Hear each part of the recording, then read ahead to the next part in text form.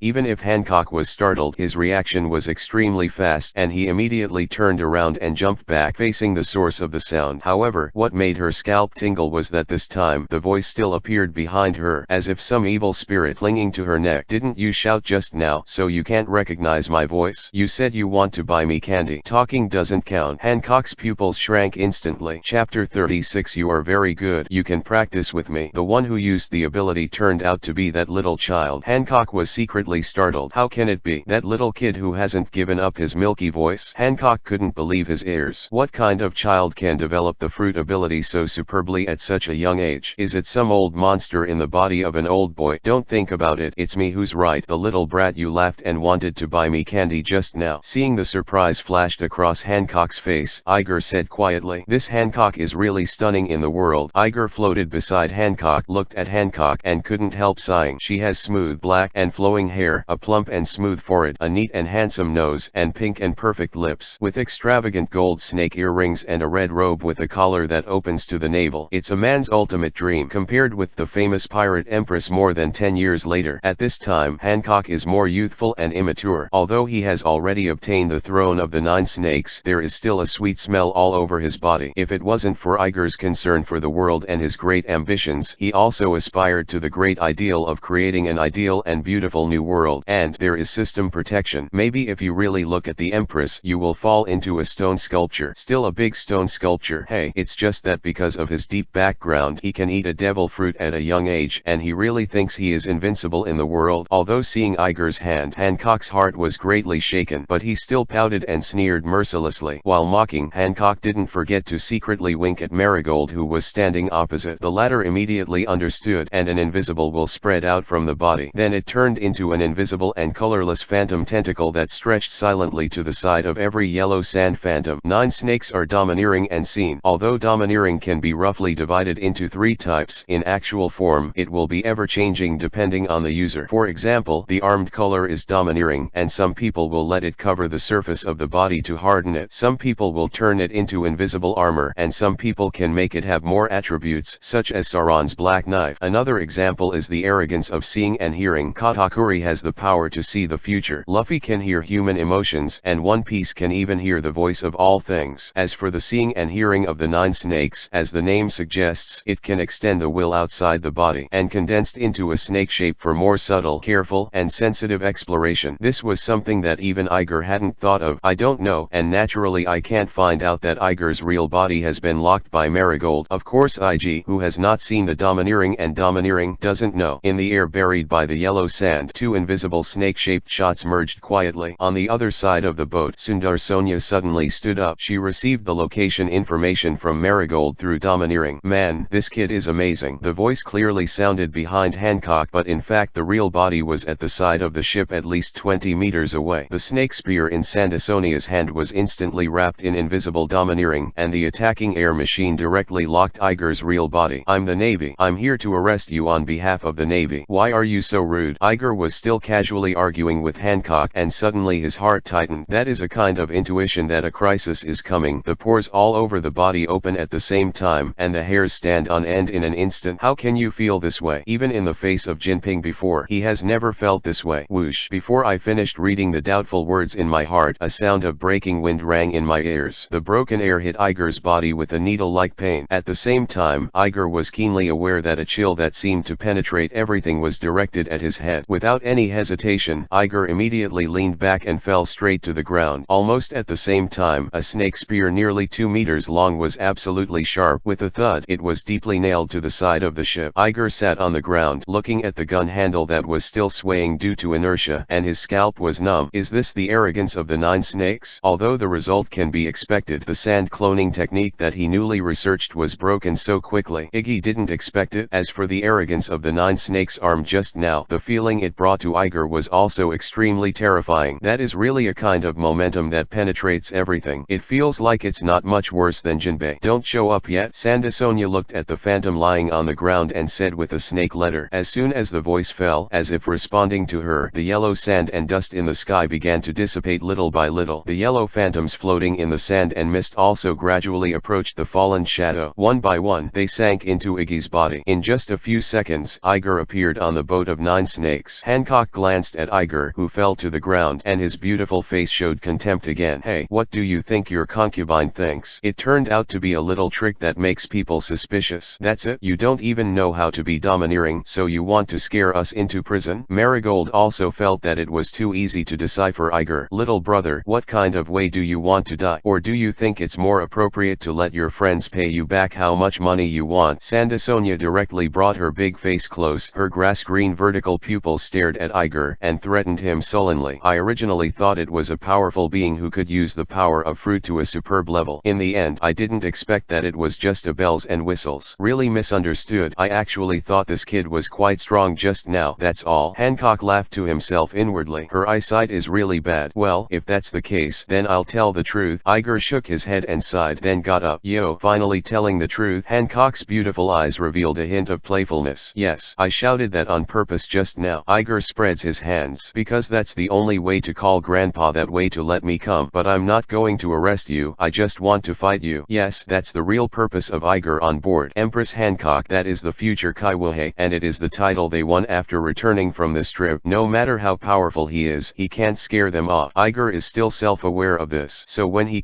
just came here and tried his shunny waterfall and the new usage of the fruit that he has figured out these days. I haven't met my opponent these days. I really suffocate him. I think you are very good. You can accompany me to practice new tricks. Iggy looked up and smiled. Chapter 37. Come on, the two of you. Hee. Hancock, who had just torn apart Iggy's true face, confessed that she would not be fooled again, and she sneered. It's up to you. Let's wait until you are able to get off this ship. After finishing speaking, Hancock picked up his slender and perfect arm and turned his head to look at Sonia and Marigold. She pouted at Iggy. The two women immediately understood what Hancock meant. Their domineering arrogance was attached to their hands, and they walked towards Iger aggressively. Iger is only a little over 1 meter tall, while the two snake body girls are 3 or 4 meters tall. The huge height difference formed a strong contrast, and Iger's momentum was instantly suppressed. Hancock looked at Iger's reaction coldly, and became more certain that this was just a little kid facing the approaching enemy. This guy was still looking left and right, and there is no will to fight at all. It's like a nonsense. I don't know why the people in the Navy dared to let him out. Are they looking down on people? Wait a minute. Just as the two women walked into their attack range, they were about to make a move when Iger suddenly raised his hand and called to stop. What's the matter? Hancock's eyes were about to roll over. Didn't you say you wanted to fight us? I'll satisfy you. Iger squatted down earnestly and broke off a piece of the deck at will. While showing it to Hancock from a distance, he explained, look, your deck is not very strong. I'm afraid that a fight will break out your boat soon. What are you trying to say? Hancock was really impatient, and she even wanted to kick the kid off the boat. Children who only talk big really make Hancock a little annoying. Well, you accompany me to practice moves, and I can't damage your boat. Let's fight beside the boat. Iger rolled his eyes and came up with a good idea. After that, with a wave of his little hand, countless sand and dust boiled out from Iger's body. Seeing this, Sandasonia and Marigold hurriedly took a defensive posture, with domineering surging in their hands. But Iger had no intention of attacking at all. As the sand and dust gathered in a few seconds, a sand screen large enough to cover the entire football field appeared in mid-air. Then, Iger opened his hands to both sides, and the sand screen in the sky seemed to be guided. It suddenly spread to several times its original size, and 4 or 5 dog-headed warships could be placed side by side. The thickness is also several times thinner than before. Swish fruit crystallize. Iggy muttered silently in his heart. Following the words, the sand in the sky suddenly seemed to melt from the sand curtain to the melted sand curtain, and there is a blue color in the sand. Immediately afterwards, Iger waved his hands to both sides again, and the blue liquefied sand screen was like steamed buns in a steamer. It expands at a rate visible to the naked eye. Congeal. Iger silently recited a word in his heart, and the sand curtain that had become a giant cushion flickered a few times. It became solid again, forming a giant turquoise slate, said to be slate. In fact, it is the ability of Iger to cooperate with the rustling fruit, the product after forcibly puffing the sand like foam and drastically reducing the density. It's an artificial foam board. Boom. Iger's thought power was released, and the huge blue foam board landed on the sea with a bang. We're going to fight over there. Iger pointed to the big foam board and said lightly, you are still a little capable of pinching these toys. Sandasonia snorted and followed Iger's pace without any hesitation. Second sister, beware of cheating. Seeing that her sister followed without hesitation, Marie Groud quickly grabbed her and whispered, don't worry, this is a simple board, just a little stronger. Iggy's voice came back far ahead. Marigold blushed, then stopped talking and walked onto the big foam board with the second sister. Only Hancock looked at the foam board with a hint of doubt in his beautiful eyes. Judging from the form of ability, this kid's ability is obviously sand, and sand will sink in the sea. How did he manage to make the sand float on the sea? Or is his ability not actually sand? Alas, no matter what, even if he has the ability to pinch toys, it doesn't help at all in fights. His own sisters will definitely take care of him. Hancock is extremely confident in his sisters. A boy who can't even be arrogant. It's not easy to clean up. Clatter. With one foot on the foam board made of sand, Iger was very satisfied with his operation. The feet are sturdy and evenly thick, and you can feel the hard surface of this giant foam board as soon as you step on it. The most important thing is that there is no wind here, and without wind there are no waves, except for deep ocean currents. On the surface, it is almost a state of stagnant water. This makes the large foam board made by Iger extremely stable. It is more solid than the square floor paved with marble tiles. Sister Snake also felt the fineness of the ground with the tail of the snake, and she was secretly surprised. How much time did this kid spend playing with this kind of mud? But that's fine. Through the fight just now, the two of them can basically conclude this kid is not arrogant at all. That is to say, the two of them completely pinched him to the death. Be sure to pack him up, tie him up, and exchange money with that warship. The two women looked at each other and reached a consensus that Sanda and Mary. Iger walked to the middle of the foam board with the two women and then stopped. Yes, what's the matter? Why are you so dawdling? Sanda said impatiently. Well, I just wanted to say, you two, let's go together. Iggy laughed. Sanda and Mary laughed too, but contemptuously. Good guy, I really didn't expect that the first trip to sea today would make money so easily. There is actually a fool in the Navy who has thrown himself into the net. Those two sisters can't be polite. Then we're welcome. Sanda spit out a snake letter and said with a smile, you gotta get ready, idiot. Mary threw the snake spear in her hand to the second sister and pulled out the two axes she carried on her back. In the next second, the snake girl sisters are full of domineering. No momentum, no signs, only the most direct charge. They will use the most straightforward and arrogant way to defeat Iger in a crushing state. On the other hand, Iger was already prepared. I saw countless sand and dust flying up and down all over his body, as if one by one death elves were dancing gracefully. Imitation version Quicksand Waterfall. Chapter 38. Imitation version Quicksand Waterfall. Snake sisters are quite fast. In the very short time that Iger shouted out 7 words, the distance between the two sides has been shortened by more than half in a blink of an eye. The original distance of tens of meters. Almost in an instant there were only less than 10 meters left. Sister Snake raised her weapon high above her head, aimed at Iger's body, and was ready to slash. The incomparably sharp blade is wrapped around the unique domineering arrogance of 9 snakes, and it exudes the sharp breath to the fullest. Just standing in front of the two of them, as if you can feel the severe pain of the body being cut apart. Iger obviously did not expect that the rhythm of the Snake Sisters' battle would be so fast. Even the momentum was avoided, and the charge began directly. But the speed of the charge charge with such a large body is so fast. I don't need to feel it. Iger has foreseen it. If I were to prepare to make a move, I would definitely be cut in half. In desperation, Iger could only be forced to interrupt the release of the move. The whole body turned into a mass of sand. With the guidance of gravity, it turned into a pile of sand. Laugh. The Snake Sisters' attack was aimed at Iggy's body, and it happened to be dodged by Iggy's transformation. But Rao is so. The blade pierced the air and still made a harsh whistle. No wonder Smog was beaten so badly in the original book. It seems that Nine Snakes is really famous for his domineering. Iger felt the chill rubbing against the top of his head and couldn't help sighing in his heart. The Nine Snakes are so terrifying. Missing a hit, the Snake Girl's sister did not hesitate at all and immediately followed the force of the weapon, and her body turned in a circle. With smooth force on their hands, they drew two graceful arcs in the air and again aimed their weapons at the pile of sand on the ground. Rage down. Mom. The reaction speed of these people is simply too fast. Iger had no time to dodge at all and could only control his body that turned into sand. Make two slits on both sides. Boom. Mary's axe and Sanda's snake spear pierced into the giant foam board almost simultaneously. The domineering collision with the ground set off a strong airflow, and Iger quickly flew out with the airflow. Along the way, the distance was gently pulled away. Hancock, who was watching their battle not far away, snorted in disdain. Sure enough, he is a little brat. He can't even be domineering, and he dares to challenge the warriors of Nine Snakes. He is simply courting death. What about the natural system? Even if it can be elementalized, mastering the armed color can still cause damage. What's more, the Nine Snakes are a fighting nation that all members will be domineering. This weak brat will tie him up later and exchange it for money. Returning to human form again, Ika looked at Sister Snake with a lot of seriousness. Originally he thought he would be very relaxed. After all, in the original book, the fighting power of these two snake girls is not very strong, and they are much weaker than Hancock, who is sitting in the back. But not until you face them yourself. Just know that they are really strong. It should be said that they have a strong domineering power. In the absence of armed color and sightseeing color, there is no overlord color. Only in the first confrontation, his rhythm has been suppressed. There is also the use of sand clones just now. They were spotted right away. Iger recalled that he also seemed a little stretched when he played against Jinbe last time. Is this the difference in domineering? It was only now that Iger realized how important it was for a battle to be arrogant and domineering. However, the Snake Sisters will not give him a chance. The moment Iger's figure appeared, the two women locked his position again. Then the soldiers were divided into two groups, one on the left and one on the right in a double-teamed situation. Rushed over quickly. It can't go on like this. Iger analyzed the situation quickly and accurately, while also taking into account the elementalization of the body. He was completely suppressed in the battle rhythm, and it was useless to dodge all the time. It was just a slow death. In this case, we can only break the game with force. Iger's eyes brightened when he found the fighting idea. I saw the dust all over my body flying up again, and at the same time, I quickly meditated in my heart. Shasha fruit, wake up. Laugh. The blade that seems to be sharp enough to cut through everything is deceived in an instant. The piercing sound of the breaking wind rushed to the face with a sharp stinging pain, and this time, the attack was from both sides. Admit defeat, boy. Sanda shouted. You who don't even know how to be domineering can't escape. Mary also shouted. The voice has not fallen. The sword is first. The weapons of the two women seemed to be faster than the sound, and they appeared beside Iger in an instant. Even the air became extremely sharp, and there seemed to be faint blood stains on Iger's skin. However, at this moment, Iger's eyes suddenly became clear. Shasha microbomb. Boom, boom, boom, boom. The two women's weapons still did not touch Iger. At the moment when the weapons were about to enter the flesh, countless tiny grains of sand circling around Iger suddenly exploded at the same time, as if a nuclear bomb had been detonated in the desert. Iger, who was originally a human figure, suddenly exploded into the sky. Accompanying it, there is an extremely real and violent super shock wave. The weapon was exploded instantly, and the huge bodies of the two women were directly blown away by the shock wave. Draw a parabola high in the air, then hit the ground hard. Seeing that the sisters were blown up, Hancock on the boat couldn't help frowning. These two guys, this was blown away. I can't believe that this kid has two more hits. But with such an attack, it's still a long way from hurting Sanda and Mary. Thinking here, Sanda and Mary, who fell to the ground over there, have stood up again. I saw that their cyan and yellow scales were still as clean as new, completely uninjured. Boy, if your attack is like this, then you should just surrender. Sanda chuckled and shouted to Iggy from a distance. Be tied up by us, don't spank. Mary was joking too. What a joke, I'm a navy. How could a navy surrender to a pirate? Iger looked at the unharmed Sanda and Mary, responding to the trash talk while re-preparing for the flying sand. Yo, this kid is quite strong. Yeah, I like him more. But we still have to exchange money from you, brother Iggy. The two women showed fierce light again, and the explosion instantly wrapped around the domineering defense of their bodies and returned to their weapons again. Immediately afterwards, the Snake Sisters rushed towards IGE at a terrifying speed again. "You can't stop me this time, Snake Girls." The gravel beside Iger also swirled and swirled, gathering into an incomparably thick snake. The width alone is comparable to a giant foam board. Iger will never pass up any opportunity. Just when he was shouting just now, he had already made preparations for the next step. "Look at my trick." Imitation version Quicksand Waterfall. Chapter 39. It seems that he has fallen into his trap. Imitation version Quicksand Waterfall. Facing the menacing charge of the Snake Sisters, Iger was finally ready this time, calling out the name of the move with the same imposing manner. As soon as the voice fell, the giant sand snake behind him also roared up to the sky, then opened his mouth and charged away angrily to meet the Snake Girl Sisters. Clang clang clang. At the same time, four hard and huge blue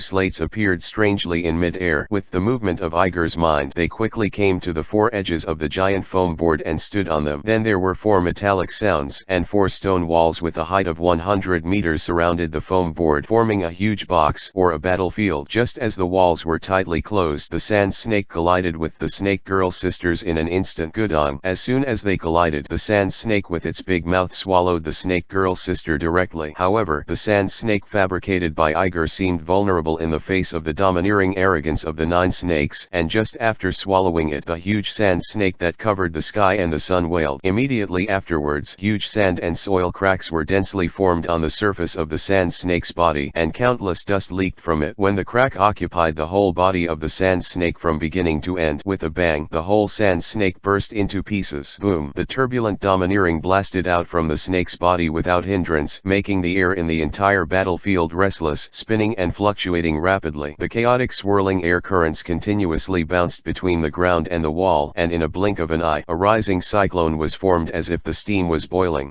This scene, like a dust storm, did not make Hancock, who was watching the battle, fluctuate. Her face was still sinking like water, as beautiful as a painting, quietly looking at the center of the battlefield, because she knew that the seemingly aggressive sand snake was actually useless except to make the sand fly all over the sky. Alas, how can this kid just not learn? The exploding sand just now couldn't hurt Sanda and Marie. What's the use of a monster you just squeezed out of sand, no matter how big it is? Hancock shook his head in disappointment. A brat is a brat who only studies fancy moves. Lieutenant General Garp, it looks like little Iger won, right? On the other side, on the dog-headed warship, Hokuto asked Garp softly, looking at the sandstorm-like scene on the battlefield in the distance. To deal with those two people, I'm afraid it's useless just to have a lot of sand. Garp's eyes were sharp, and he looked deeply into the center of the sandstorm. His knowledge told him that Iger's attack looked aggressive and useless at all, and the breath of the two snake girls did not weaken at all. Sandstorm Center. Sanda and Mary, as everyone had guessed, were completely unscathed. Knowing that there is no harm, why do you still resort to such a trick? Shade the view with sand? However, they don't even need sight to be able to roam anywhere. The sight and hearing of the two have locked Iger, who is leaning against the corner. Or, there is another possibility. The two women invariably remembered the hand of Igloo on the 9 snakes just now. In the dusty area, he seemed to be able to move at will. That is to say, the area he deliberately created makes him comparable to the two women in speed. In this case, the two women can't attack rashly, but stay in place, use trash talk to delay time, wait for the opportunity to observe Iger's movement, and make another move to defeat the enemy. The two women looked at each other and nodded tacitly. Boy, are you trying to disturb our sight? Sanda's eyes penetrated the layers of sand and locked on Iggy. It's so naive. You, who have not seen the domineering and domineering, will not understand how sensitive human senses can be. We can find you with our eyes closed, but you, can we still find our location now? Mary also echoed. Why are you in such a hurry? This trick isn't over yet. Iger didn't seem to panic at all, and Grandma's voice was unhurried. Quicksand Waterfall, a powerful ninjutsu using sand, can transform the terrain in an instant, allowing the desert to cover the target area, causing the opponent to be deeply buried by the powerful sand pressure. Since the last time Iger saw the skill book given by the system, he has been studying how to reproduce those tricks with his own rustling fruit. He delved into the mechanics of the move and found that the skill has 2 steps. First, you have to have enough sand. Iger looked at the flying sand all over the sky. The huge sand snake he just created was just to make the 2 snake girls explode. As long as he created an area filled with sand, he could temporarily compete with the snake girl sisters at speed. Flat. This has time to make moves. At the same time, taking advantage of the explosion just now, he almost scattered all the sand on his body into the air. Now if the sand falls, it can be almost tens of meters thick. thick. Second, the sand will bury the enemy. Iger waved his hand at the sand in the sky, and his mind directly locked the sand in the entire battlefield area, and then his little fist clenched instantly. The sand in the entire battlefield space seemed to have spirituality, and Chi responded gently, and the sand that couldn't be measured by numbers responded in unison, and immediately resonated together, and the trembling vibration instantly filled the space. Immediately afterwards, the gravity acting on each grain of sand suddenly increased several times, and all the grains of sand fell like raindrops. Not right. At the moment when the sand responded in unison, Hancock on the 9 snakes immediately felt a little weird. A faint unease crept into his heart. Is it an illusion? No, I did feel it. The sand that flew out was responding to something. A grain of sand is of course insignificant, but the astronomical number of sand gathered together, the shock of the response actually made my heart palpitate. How could he develop his abilities like this? Let the sand under the sky obey his orders. If this is the case, then his strength is not just what he just showed. Hancock looked at the sand with a dignified look in his eyes. On the battlefield. Second sister, did you feel it? Mary felt a little later than Hancock, but the feeling of heart palpitations wouldn't lie. Well, it's like a feeling of facing thousands of troops. Sanda looked at the sand in the sky. His expression became much more solemn. We seem to have fallen into his trap now. Before Sanda's voice fell, the sands, who had already started to accelerate slowly, suddenly accelerated again. Chapter 40 Imitation Version Sand Waterfall Burial. Everyone has seen ordinary rain. No threat, but the distance between the raindrops was only a few tenths of a millimeter, and when the head fell from the sky, the scene was completely a world-destroying torrential rain at the level of a great flood. What's more, every drop of rain is alive. It was such a suffocating feeling for Sanda and Mary at the moment. They looked up at Xiaoyu, who was covering their faces, only to stand still with numb scalps. Whoa! The dense gravel sticks to each other in the air, and the huge sand waves of the whole trip are swallowed up one after another. Almost instantly, the monstrous sand waves knocked the two girls to the ground. Immediately afterwards, the lower gravel covered them layer by layer. Sister Snake twisted her tail and shook the gravel off her body, holding hands, and trying to stand up, but in a blink of an eye, she was slapped down by the sand waves that followed. The crazy waves of sand made up wave after wave, layer by layer, as if it was a grand funeral given to the world by the god of the desert. In the middle of the waves of sand, Iger came and went freely. His body transformed into sand was extremely illusory, and floated quietly over the entire battlefield, watching the snake sisters struggle and fall. The emotionless sand waves are buried under dozens of meters of sand. Little Iger, this move is too strong. On the dog-headed warship in the distance, a group of Navy soldiers watching the fun was simply stunned. This hand is simply amazing. I have never seen any natural devil fruit ability user who can control what has been released. Not even the lieutenant generals of the nature department can do this. There is no way Sakazuki can change the direction of the blasted magma. It was also impossible for Posolino to control the dissipation of the lasers that had been fired. It is even more impossible for Kuzan to control the ice that has formed, move, or shatter. It can be said that to a certain extent, Iger has surpassed the vice admiral. On the other side, Hancock on the 9 snakes was even more shocked. She looked up at the pile of sand dozens of meters high, and the cherry mouth opened uncontrollably. What kind of control is this? At this moment, all the sand seems to be neatly packed in from left to right. A line that Hancock can see is almost completely horizontal. Moreover, the sand mist that was still dispersed in the air has disappeared at this moment. What does that mean? This means that the guy who is called a little kid by himself has strong control power to control every grain of sand in the air. This is beyond the reach of manpower. This is simply a monster. Hancock was a little stunned. This scene was so shocking that she forgot that her sister had been buried in it. She felt that she was too shallow just now, and she was even a little ashamed. She felt that her face was slapped twice, and it was hot. Yeah, the degree of completion of this trick looks very good. I'm all like this with pirated versions. I don't know how strong the genuine version of the system will be. Iger looked at his masterpiece below and nodded with satisfaction. This is the power of the Shasha fruit after awakening. Before, he was simply a waste of time. It seems that everyone said that the development of fruit is really very important. Then next, Iger's illusory palm was aimed at the flat sand, and he held it in the void. Imitated version, sand waterfall burial.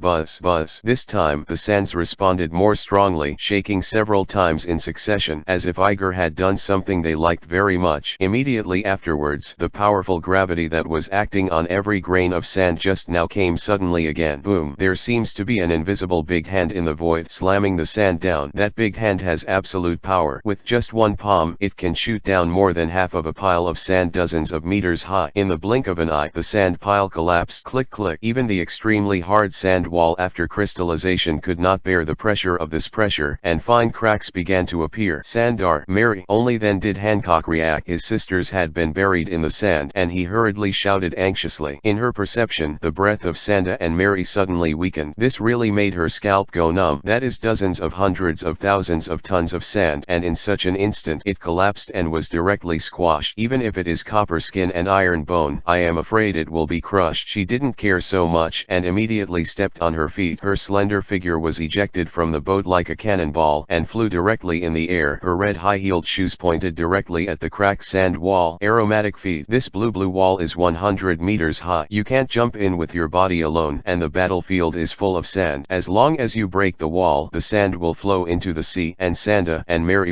can be saved. In less than a second, Hancock had already figured out how to fight. However, Iger is of course not a vegetarian, and his moves have not been tested yet. With a wave of his hand, another blue sand wall emerged, the size of which was about the size of a person, but it was enough. The blue sand wall was blocking Hancock's body. Seeing this, Hancock's eyes were ruthless. His armed color was full of domineering, all concentrated on the solace of his own shoes, and an astonishing momentum suddenly erupted. In that momentum, you can even see faint red and black snake-shaped lightning flashing past. Boom! Hancock kicked hard on the sand wall, only to hear a click, and the newly built wall by Iger suddenly shattered. Then, Hancock's speed did not decrease, and he rushed straight to the high wall that had cracked. Seeing that Hancock was about to break the high wall, Iger seemed to have anticipated it for a long time. With his little hand, the small piece of the wall that was about to be kicked by Hancock immediately smashed a big hole on his own initiative. Hancock didn't have time to react and kicked into the hole directly. Hancock, who can even shatter the crystallized sand wall with one kick, is of course invincible in the face of the sand. He kicks directly from the bottom of the sand pile to the top of the sand pile with one kick. Iger then waved his hand again, filling the hole that had been broken, and filling in the original crack by the way. Hancock came up from the ground in dismay, and after a few rolls, he barely stopped. His originally gorgeous red cheongsam was worn down by the extremely hard sand that was compressed, revealing large tracts of snow-white congealed fat. Iger looked at Hancock, who was slightly embarrassed on the ground, smiled slightly, and said, "Hancock, for the sake of the sugar you bought me, as long as the three of you can take my next move, I'll let you go." Pirate Eye, the son of Roger, a 9-year-old admiral. Chapter 41-60. Chapter 41 Explosion, Sandy Falls. As long as I can take my next move, I'll let you go. Iger flipped his palm, and the sand suddenly wriggled like a living thing, and after a while, two snake bodies appeared on the ground. Dying Mary and Sanda were sent out of the sand.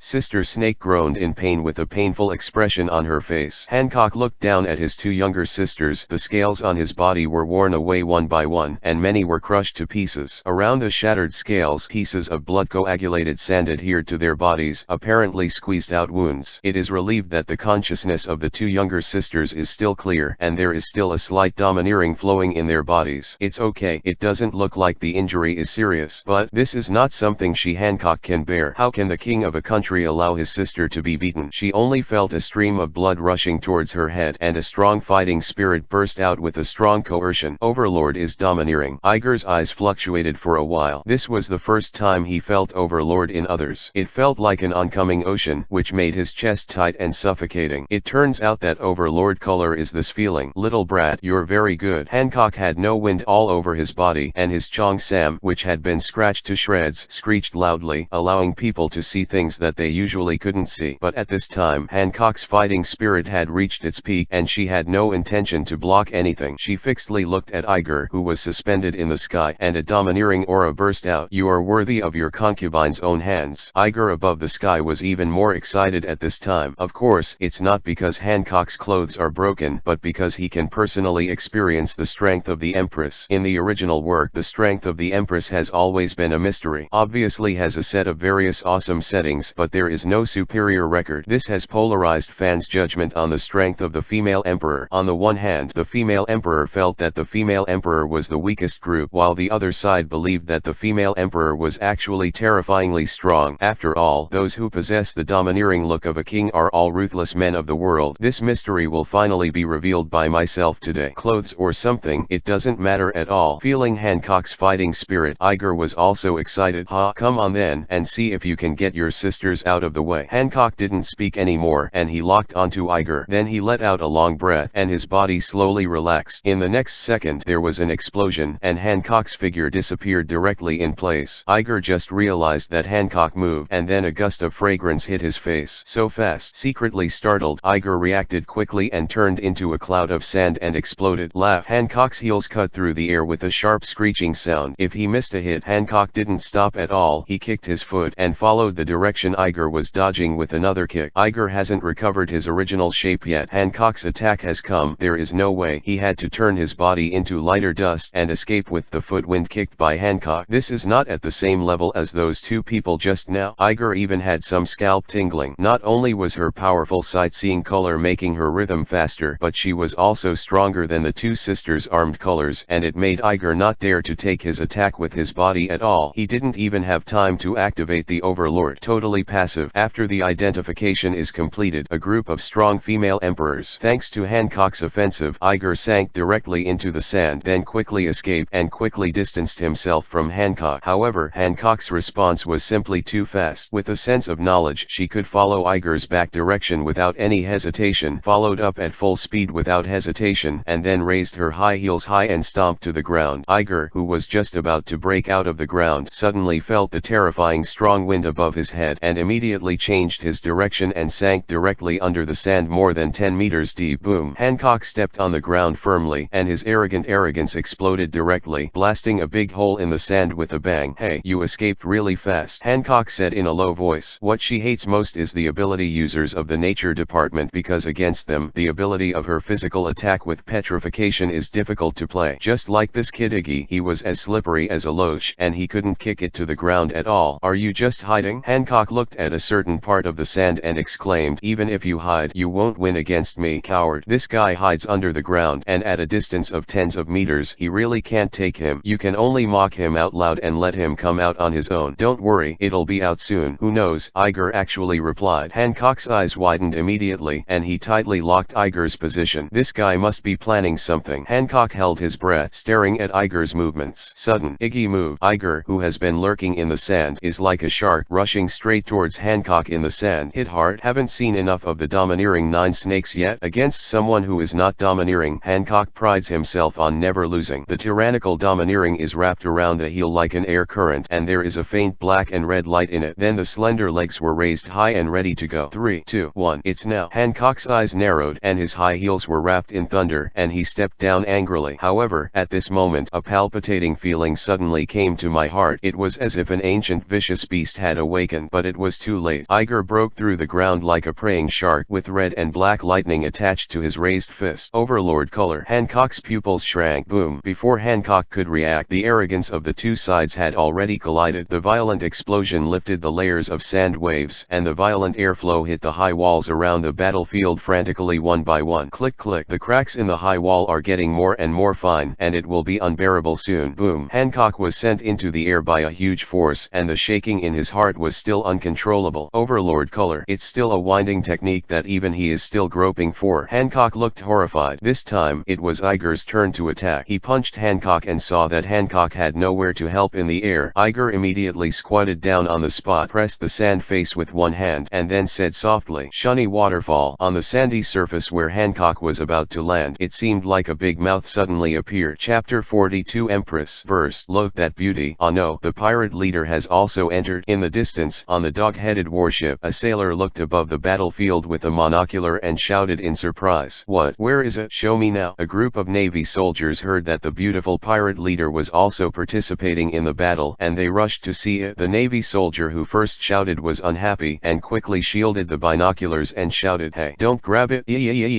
don't grab it." But the other Navy soldiers didn't care about him. Several people directly carried him with one arm and foot, and made concerted efforts to drop him off the observation deck. Garp looked at these undisciplined bastards with black lines all over his face. Is it the girl that matters? Isn't the point the old man's grandson? You bastards. The Navy soldiers didn't know what Garp was thinking, and they quickly formed an order, queuing up to get the binoculars to watch the battle. Wow, little Iggy is too good, a Navy soldier exclaimed. It's almost there. Just as Garp raised a gratified smile, he heard the Navy soldier say, "The magnitude of this explosion might even break the pirate leader's clothes." Garp almost spat out a mouthful of old blood. What? Show me now. Hey, don't grab it, don't grab it. Fuck you. How long have you been watching? The Navy soldiers who had just lined up were thrown into chaos again, shoving and shoving for the binoculars. After Afterwards, the eyes of the Navy soldiers all turned into heart shapes, and nosebleeds flowed from the deck. "You bastards, give me enough time." Garp only felt the blood on his head and immediately roared, knocking out the bastards with one punch. "I'm so mad at the old man." Of course this kind of scene depends on the grandson of the old man. Garp picked up the binoculars from the ground and looked in the direction of the battlefield. However, the sand fog generated by the explosion was too much. Even for him, his sight is obscured from time to time, and it is vaguely invisible. On the battlefield, after Hancock collided with Igba King Se, his body was directly sent into the air, and his mind fell into a momentary downtime. Overlord color. How can it be? Hancock was shocked. However, when she was shocked, Iger grabbed the rhythm of the attack. I saw him pressing the flat sand surface with his small hands. His will was instantly transmitted to the ground, and then a few words were gently spit out from his mouth. "Shunny waterfall, rumble boom, chi chi chi." Words followed. Almost at the same time, countless living creatures of sand responded to Iger's call, and the entire battlefield seemed to be shaking violently. Immediately afterwards, a thin line suddenly appeared on the sand under Hancock, and then quickly spread to both sides, dividing the entire battlefield into two parts in a blink of an eye. It was as if the wind from hell was gushing out from the cracks, blowing Hancock's mutilated clothes screeching. The crack got wider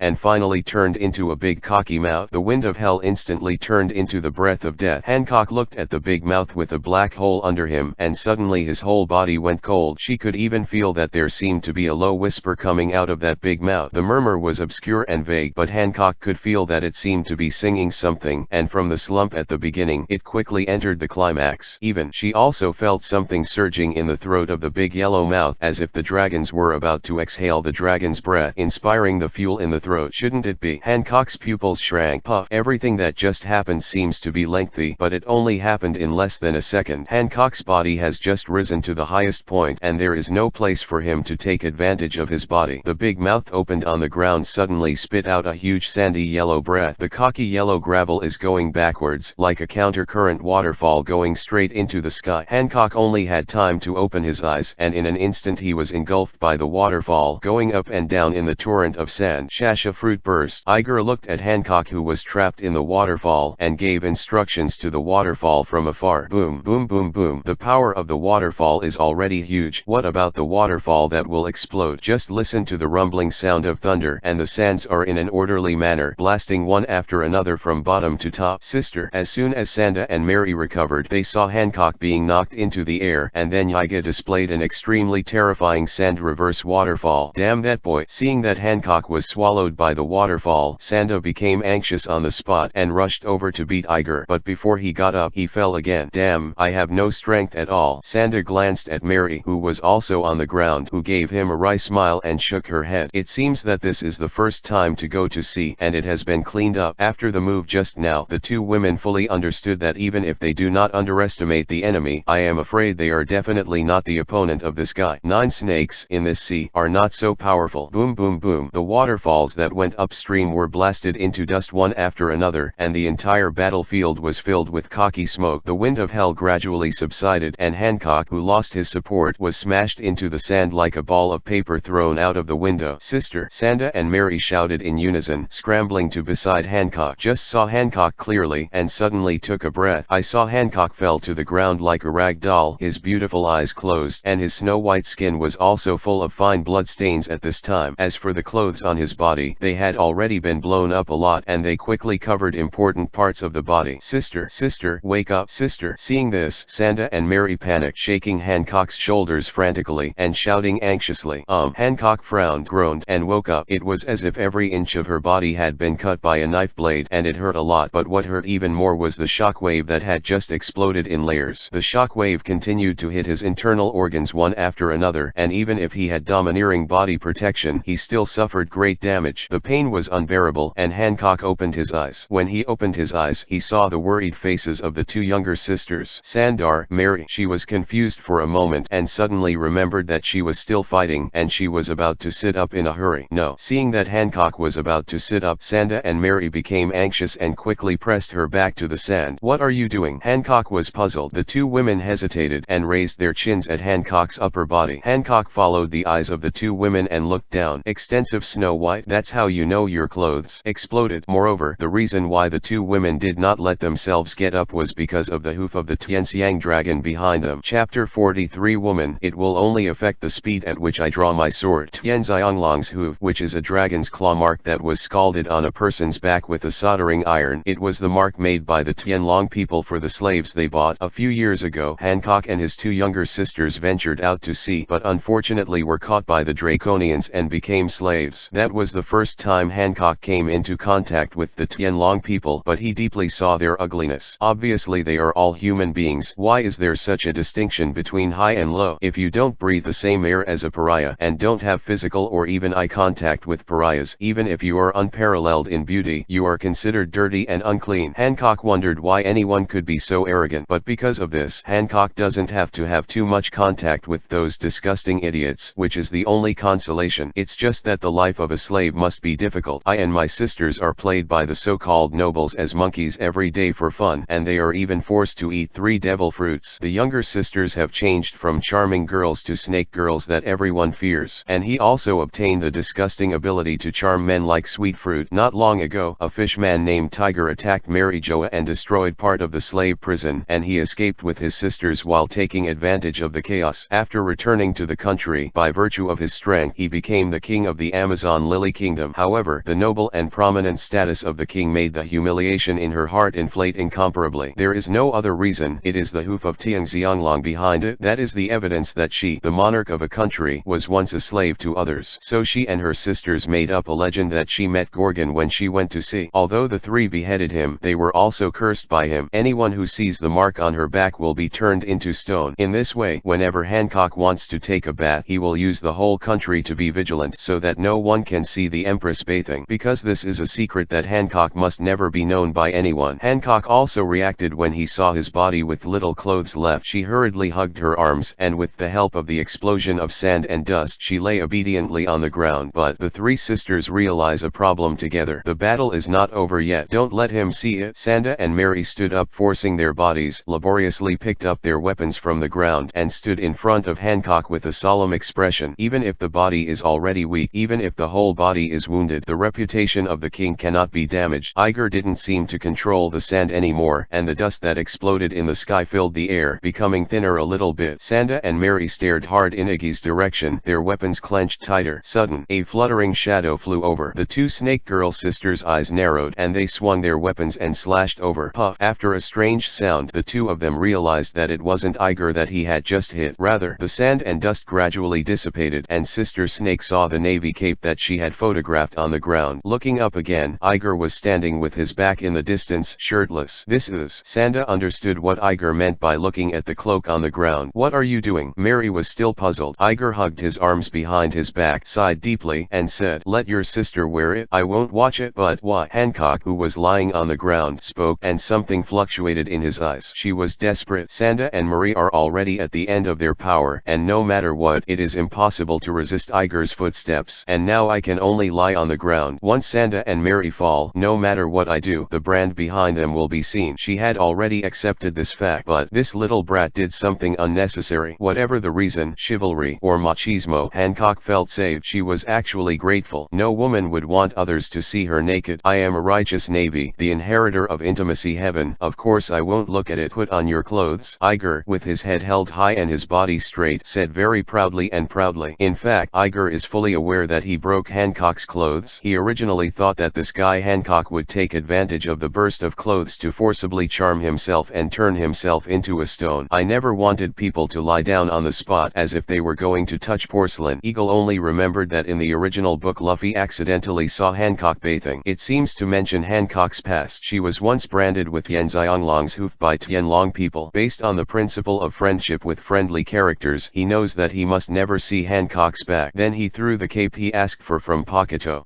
Thank you. Hancock looked at Iger's back and suddenly couldn't help laughing, but he politely said thank you. This guy speaks so seriously. It seems that he is a middle school sophomore. He really is a little kid. She looked at Iggy's back, smiled secretly, took the clothes that Sanda handed over, and put them on quickly. If the Navy soldiers woke up, they would definitely regret this scene. Are you dressed? Iggy waited a little impatiently. You can turn around now. Hancock didn't know why, but his voice was a little shy. Iger looked back and saw that the cape he borrowed from Pakuto was just right on Hancock, but oddly enough, Hancock's face was a little red at this moment. Even if it's just a very light red, it becomes extremely obvious on Hancock's perfect skin, and it was this blush that completely destroyed the aura of all Hancock's empresses. It seems to have the sweet feeling of the lady next door. Don't say it, it's pretty cool. Although Iger thinks that Hancock is good looking, but after all, it is a different dimension, so there is no feeling of heartbeat. Iger was more concerned about the moves he just released than looking good. Woman, it will only affect the speed at which I draw my sword. Sure enough, it is really strong. Iger never thought that he could display such an interesting skill. Really, you will be immersed in your own wonderful operation, unable to extricate yourself. I am so wonderful. Iggy smiled contentedly. This smile doesn't matter. The three people on the opposite side are not calm, and they shouted angrily. Why are you smiling so wickedly? Iger was stunned for a moment. I didn't. It's just that what I did just now was so wonderful that I couldn't help being intoxicated. Cut. The three sisters expressed their disdain, but in the disdain of the three people in unison, it seems that Hancock looked at Iger's eyes, and some changes have taken place before. Chapter 44. New title: Bewitched. What are you still doing? Are you still planning to grab a Navy warship? Facing the disdain of the three girls, Iger became a little annoyed and roared immediately. This one was obviously not going to go down, and before he came to the pirate ship, Garp didn't mean to arrest them, but told himself to scare them back. Obviously the old man did not intend to arrest these people. In this case, I don't have to worry about how to deal with these people. Just make an excuse and say that these few people have changed their minds and are ready to be human again. Hey, your warships look poor and swish, and there is nothing, so we won't rob them. Hancock turned his head and pouted and said angrily, well, then you can go quickly. Iger raised his forehead. These female thieves are really good at talking, and I don't want to talk to them anymore. Hey, this fight doesn't count. Sanda supported Mary and suddenly said to Iger, what? Why not? Not what? Iggy was a little confused. What kind of stuff doesn't count? Not what? Why not? He directly put a black question mark on the spot, not a triple question. Of course this battle doesn't count. Mary was on the sidelines. This time, it's occupying your home court, which is equivalent to handing over the initiative to you. You can't say that you won us. Iger was speechless for a moment. The brain circuits of these female pirates can't be fixed by Iger. What is this all about? Where is the question of winning or not? Didn't the Navy let the pirates go? Yes, they're right. Hancock, who looked the most well-behaved, said the same. I don't even have the ability to use the sweet fruit. Then you blame me for not using your fruit ability. Iger was unable to complain. Because I didn't think you were worthy at the time. Hancock tilted his head and thought for a while. Iger was completely speechless, and could only express the doubts in his heart with a high-pitched shout. Think I'm not worthy, so no fruit ability. In the end, you lost a fight with me, saying that I can't win by force. Did I break into some hooligan base? Cough. Hancock coughed suddenly. Anyway, remember, I'll fight you again after I'm healed. Hey, what you say is what you say. Iger reluctantly held his forehead, completely speechless. Sanda and Mary supported Hancock from left to right and walked to the 9 snake pirates. Iger watched the three people from a distance, 1 foot deep and 1 foot shallow, and with a wave of his little hand, the soft sand pile immediately opened up a smooth road under the three people's feet. Then a blue light emerged, and the road crystallized into a hard stone road, extending directly to the 9 snake pirates. It wasn't until he watched the three of them walk back to the boat and waved to him that he snapped his fingers lightly, and the high wall of crystal sand, which was on the verge of being shattered, dissipated into smoke. Immediately afterwards, the heavy sand piles that had been fixed on the giant foam board also slid into the sea in waves, and finally only the giant foam board was left floating on the sea. He looked at the 9 snakes pirate ship, which had already left far away. Nodding with satisfaction, Iger's figure was illusory again, turned into a ball of flying sand, and floated back to the dog-headed warship. Iggy is back. Garp greeted Iggy with a smile. Grandpa, those pirates have promised me. As soon as Iger landed and saw Garp, he took out the set of rhetoric he had prepared to explain. I have promised you to be a new person, haven't you? Garp said through Iger's words.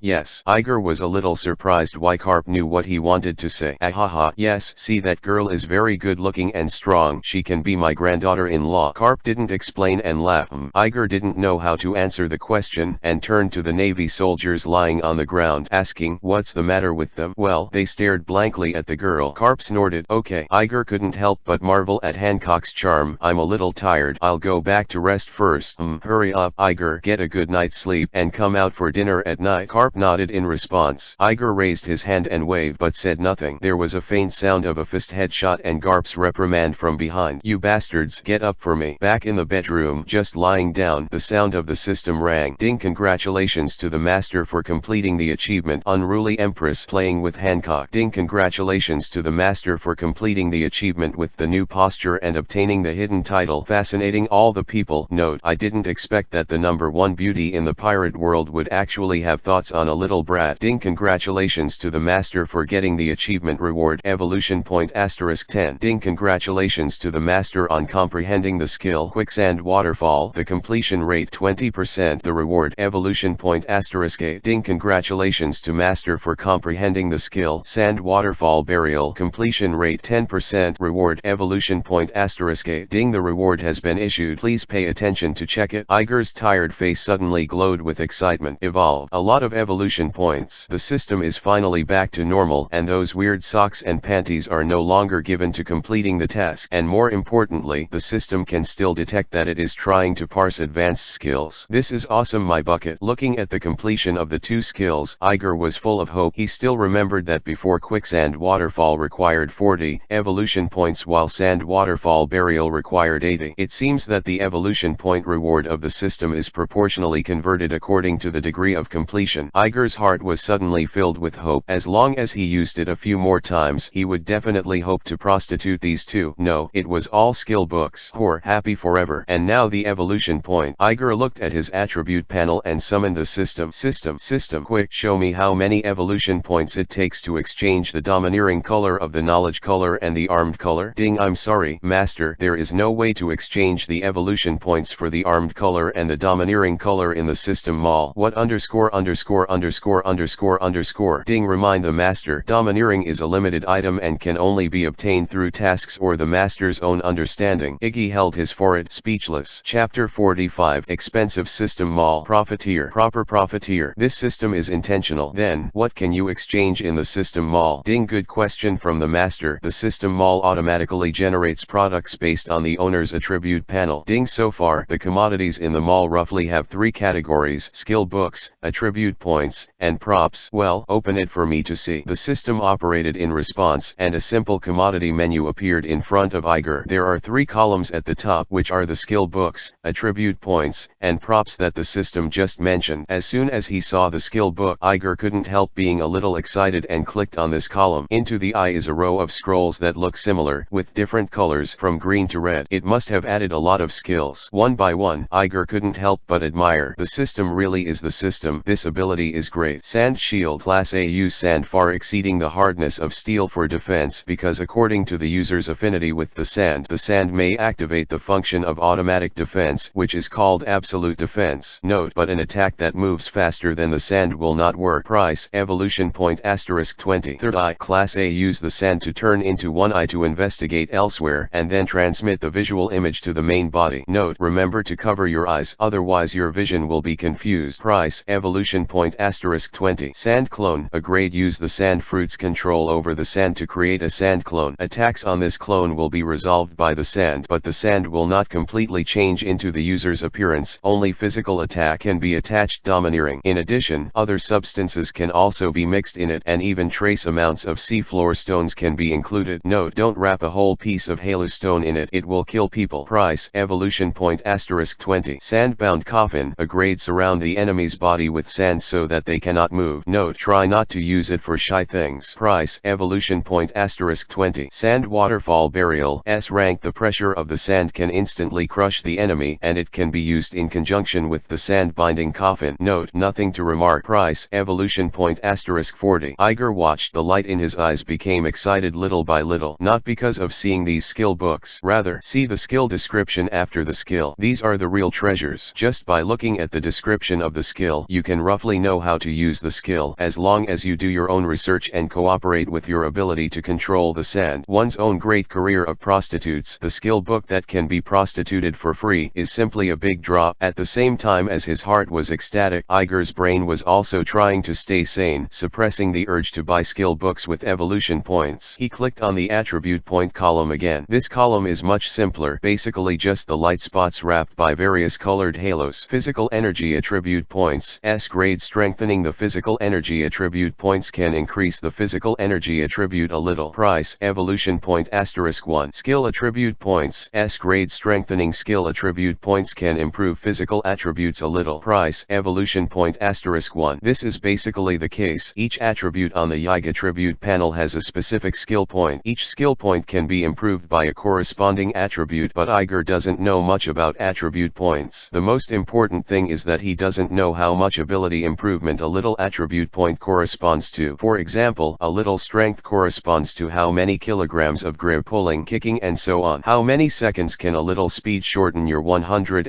time? What's more mysterious is how much a little skill can improve one's control or combat skills. None of this is known. Looking at the 31 evolution point in his inventory, Iger will test it in detail to see what he can do with his current attributes without activating the rustling fruit and overlord. As soon as he said it, Iger immediately ran to the fitness room on the ship and started his own physical fitness test. After 1 hour, Iger dragged his sweaty clothes and pushed open the bathroom door. Whoa. The stream of water sprinkled from the top of his head, immediately dispelling Iger's chaotic brain due to movement. Sanity returns little by little. Iger looked at his attribute panel and began to think carefully. Physical strength 2+1, strength 2+1, speed 6+1, momentum 5, skill 5. This is Eagle's current attribute. After the test just now, the limit of 3 points of strength allowed him to lift a weight of 300 kilograms. 7 o'clock speed. Except for the bonus of rustling fruit, there are only about 3 o'clock left. These 3 points of speed can allow him to run 50 meters in 5 seconds. As for the 3 points of physical fitness, the last thing Iger thought was that 3 points of physical fitness would allow him to maintain the above limit operation for a full half an hour each. This is a godlike physical quality to Iger from Earth. Although the pirate world species people's general physical fitness is stronger than the Earth, the data of the 7-year-old Iger at this time is quite tyrannical. More importantly, Iger had confirmed with the system that his various attributes would increase linearly with the attribute data. This means that if Iger has 6 points of strength, he can lift a weight of 600 kilograms. At 6 o'clock speed, he can make 5 seconds in 100 meters. Correspondingly, 6 points of physical fitness is enough to maintain these two functions for half an hour. Looking at his evolution points, Iger felt a great temptation. Otherwise, etc. There are also props not seen. Iger suddenly remembered the props and items in the system mall. Opening the system mall without hesitation, Iger went directly to the item column. This page is much richer than the previous 2 pages. Not only are there various weapons of different shapes, such as 10 hands, Halashi mechanical arms, swords, flintlock guns, etc., but also all kinds of strange weapons. Something Kaido's favorite wine, Lingling's cake, the tenderloin of the ancient war pig, the claws of the deep sea kraken, totally like a profiteer's promotion. The wine that Kaido drinks, evolution point *50. Lingling's cake, evolution point *50. The tenderloin of the ancient war pig, evolution point *100. Deep sea kraken's claws, evolution point *200. This is not the case. It's just a robbery. Iger's face turned black with anger. Looking at his pitiful evolution, he couldn't even afford a pot of wine. Let's watch something serious. He turned his attention to the weapons that looked extremely cool and fired a knife at random. Rachel Chidori's rank, a famous sword that cuts thunder and lightning. Price, evolution point *500. Goodbye. Iger closed the system mall angrily. Chapter 46. Beautiful man's self-cultivation. A knife will sell for 500 evolution points. 500. If you cut the Sea Kings by yourself, you will give a little evolution point. There is no fart to win against Eren. After subduing Jinbe, I only gave 5. I fought a will battle with 9 snakes, the boss, and only gave 10 points. Are you asking for 500 points? How can I afford this? Are you going to be the pirate king? Iger scolded his mother in his heart and closed the system mall directly. After thinking about it, he opened it again and switched to the attribute point page. I am still poor and I can only exchange for cheap things, but it's okay. Anyway, his current evolution point is enough to double his attributes several times. Iger so comforted himself. After researching for a long time, a decision was made to allocate attribute points in a more balanced way. Strength, speed, and physical fitness, the 3 must be balanced and punished, so Iger arranged 7 points for each item. As for the momentum and skills, since there is no way to directly test, Iger asked the system. The momentum was right with his own guess, and he could be understood as a hidden buff. In battle, the strength of the momentum may directly determine the outcome, so it shouldn't be too low. However, according to the data given by the system, One Piece Roger's momentum is the highest in the entire world, and it is only 55 points, while Whitebeard, Garp, and Sengoku Red Hair are basically around 50. So don't worry for the time being, just click 3 points. After the physical technique is in place, the momentum can be directly filled. Skills can not only affect the application of overlord but also affect the application of skills in the entire skill bar, and even affect the efficiency of replicating the skill book. What Iger particularly cares about is that the higher the technology, the greater the amount of sand that can be controlled at one time. You must know that the quality of the sand produced is linked to physical fitness, but if the skill value is not enough, Iger cannot perform fine operations on a large amount of sand. This severely limits Iger's combat effectiveness and imagination. Summons a desert but can only smash the opponent to death. Iggy didn't want to be like that, so skills to be more locations. So Iger gave all the remaining evolution points to skills. I feel much more comfortable looking at this property panel this time. Iger looked at the processed property panel and smiled with satisfaction. Host Eagle. Physical fitness 10, strength 10, speed 14, momentum 8, skill 12, skills Shasha fruit LV 7, awakening, overlord's color domineering LV 5, sand reverse waterfall, imitation quicksand waterfall 20%, imitation sand waterfall burial 10%. Title: The Giant Spear of Harvesting the Bad Old Man, the Inheritor of Intimacy Paradise. Fascinating people. Items: Garp's leftover senbei, great books from another world, iron knives salvaged from the bottom of the sea. Evolution point 0, cleared again. It was really painful for Iger to look at the evolution points he had cleared again, but when he noticed the changes in his body, he immediately felt that these evolution points were really worth it. As soon as he lowered his head, he immediately saw his two thick arms. Originally, his arm looked like a standard child's arm, as tender and white as two pieces of lotus root, but after the enhancement of this evolution point, the two arms became thicker visibly to the naked eye. The muscles of the forearm, the upper arm and even the shoulders swelled like a reef, which was simply a force visible to the naked eye. Not only that, the originally smooth belly also appeared ravines. 8 muscles appeared: thighs, calves, buttocks and back. The muscles of the whole body were strengthened in all directions. He also exercised before crossing the road, and he deeply knew that it would take at least 3 or 4 months to develop such muscles. Just after taking a few steps, he felt that every muscle was connecting and cooperating with each other extremely smoothly, and the tyrannical power flowed unhindered in the body. This is the effect after the speed bonus. Speed is not just the explosive power of muscles, but also includes the coordination between muscles, the conduction speed of nerves, and the attention and more sensitive spatial perception associated with it. When these abilities were all strengthened, Iger clearly felt that the flow of time seemed to slow down. It's not that everything seems to play slowly, but that I seem to be able to keep up with the rhythm of everything. I used to listen to Me and My Motherland too fast, but now I can hear the lyrics clearly when I listen to a piece of rap. At the same time, he could even feel the countless sands hidden in his body, and the particles were distinct, as if each one could be controlled by him individually. What's even more amazing is that it seems to feel Iger's attention to the space in the body, and the countless sands have spirituality, and they shake slightly. No doubt it should be a combined effect of speed and skill. After a few steps, he stood in front of the mirror and looked at himself carefully. The child in the mirror still doesn't seem to be very strong, but the muscles that have begun to take shape and the smooth lines on his body make him more capable. The face, which was very similar to Ace, was filled with an inexplicable sense of oppression, and the eyes were like deep wells, as if a ferocious beast was hiding in it. Is this the strengthening of the momentum? It looks a lot more powerful. Iger looked into the mirror and said thoughtfully, but I still prefer that kind of elegant and graceful appearance. Ding Master, the system has detected that you are not satisfied with your appearance. As he was talking to himself, the beautiful voice of the royal sister system sounded. There was no one around, and he was naked again. Hearing such a female voice, Iger was actually a little embarrassed. Cough cough. Don't you think my face looks like Ace? Iger coughed twice and said solemnly, you and Ace are twins, but I still think that this face is a bit sunny. Iger said in his mind, the image of Ace burning with flames, blasting 5 warships in a circle. I think I still want to go with that delicate style. Root. Ding, a new mission has been generated. Task name, self-cultivation of beautiful men. Task content, play a beautiful man within 7 days based on the beautiful man script given by the system. Mission requirements, the completion of the role is 100%. Task rewards, evolution point, facial editor. The quest items have been issued. The master pays attention to checking. Ding, get a new item, beautiful boy script Daquan. Chapter 47, I'm bald and stronger.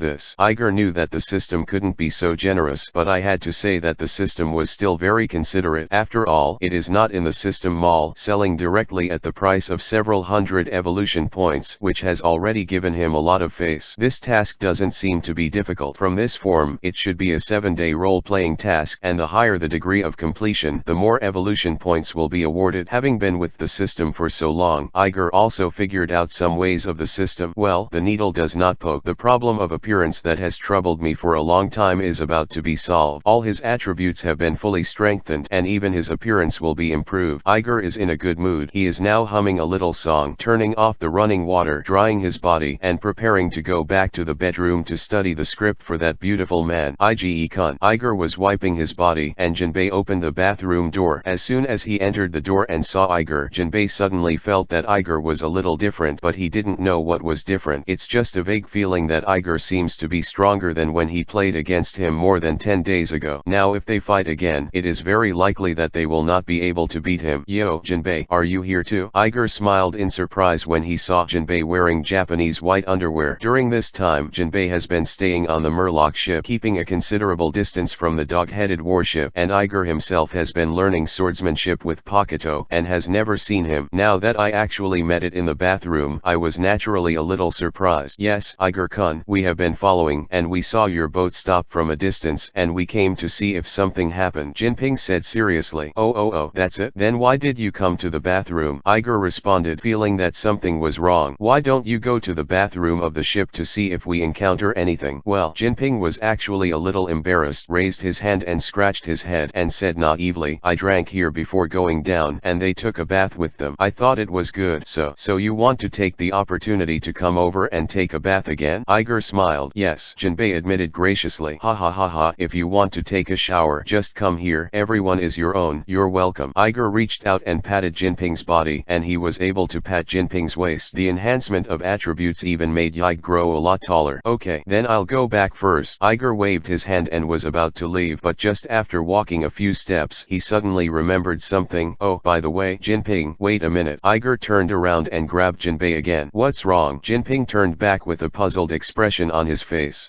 Actually, there is one more thing I want to tell you. Iger's expression became serious, as if he was thinking about something. Ige-kun, but it doesn't matter, as long as you can do it, you must do your best. Seeing Ige's expression, Jinbe felt that the leader had a task assigned and immediately made a promise. Did you see the pirate group that left when you were catching up? Iger didn't talk nonsense and cut to the chase. Indeed, after we caught up with you, we also saw the pirate ship that left. It seems to be the 9 snake pirates. Jinping nodded and affirmed, well, you may not know, that pirate group is very supportive of the Sun Pirates. Iger considered his words carefully and said carefully, he couldn't release the news that the Empress was rescued by Tiger. In that case, not only would he be hunted down to the south and the sea, but more importantly, the reputation of the daughter's country would be extremely damaged. Moreover, the Tianlong people will never allow a slave who represents their own taint to be the king of a country at sea. At that time, the safety of the daughter country will even be threatened. When Tiger attacked Marijoa by himself, in fact, not only did he free the slaves of the Murlocs, but also the slaves of other human beings. It was this opportunity that Hancock, Sanda, and Mary were able to escape from Marijoa. Tiger is a vicious criminal wanted by the world's official government, and the Sun Pirates established later became famous all over the world in a very short period of time. It is impossible for Hancock to not know that he was rescued by this Murloc named Tiger. So now the Sun Pirates led by Jinbe should be able to establish some connections with the 9 snake pirates. Is that so? Jinbe was a little surprised. He didn't expect the Sun Pirates to be supported by the human pirates. That's it. I guess we'll have a chance to meet them again, and then you can talk to them about making out in heaven. Understood. Now, I will never disappoint Iger-kun. Jinping folded his fists.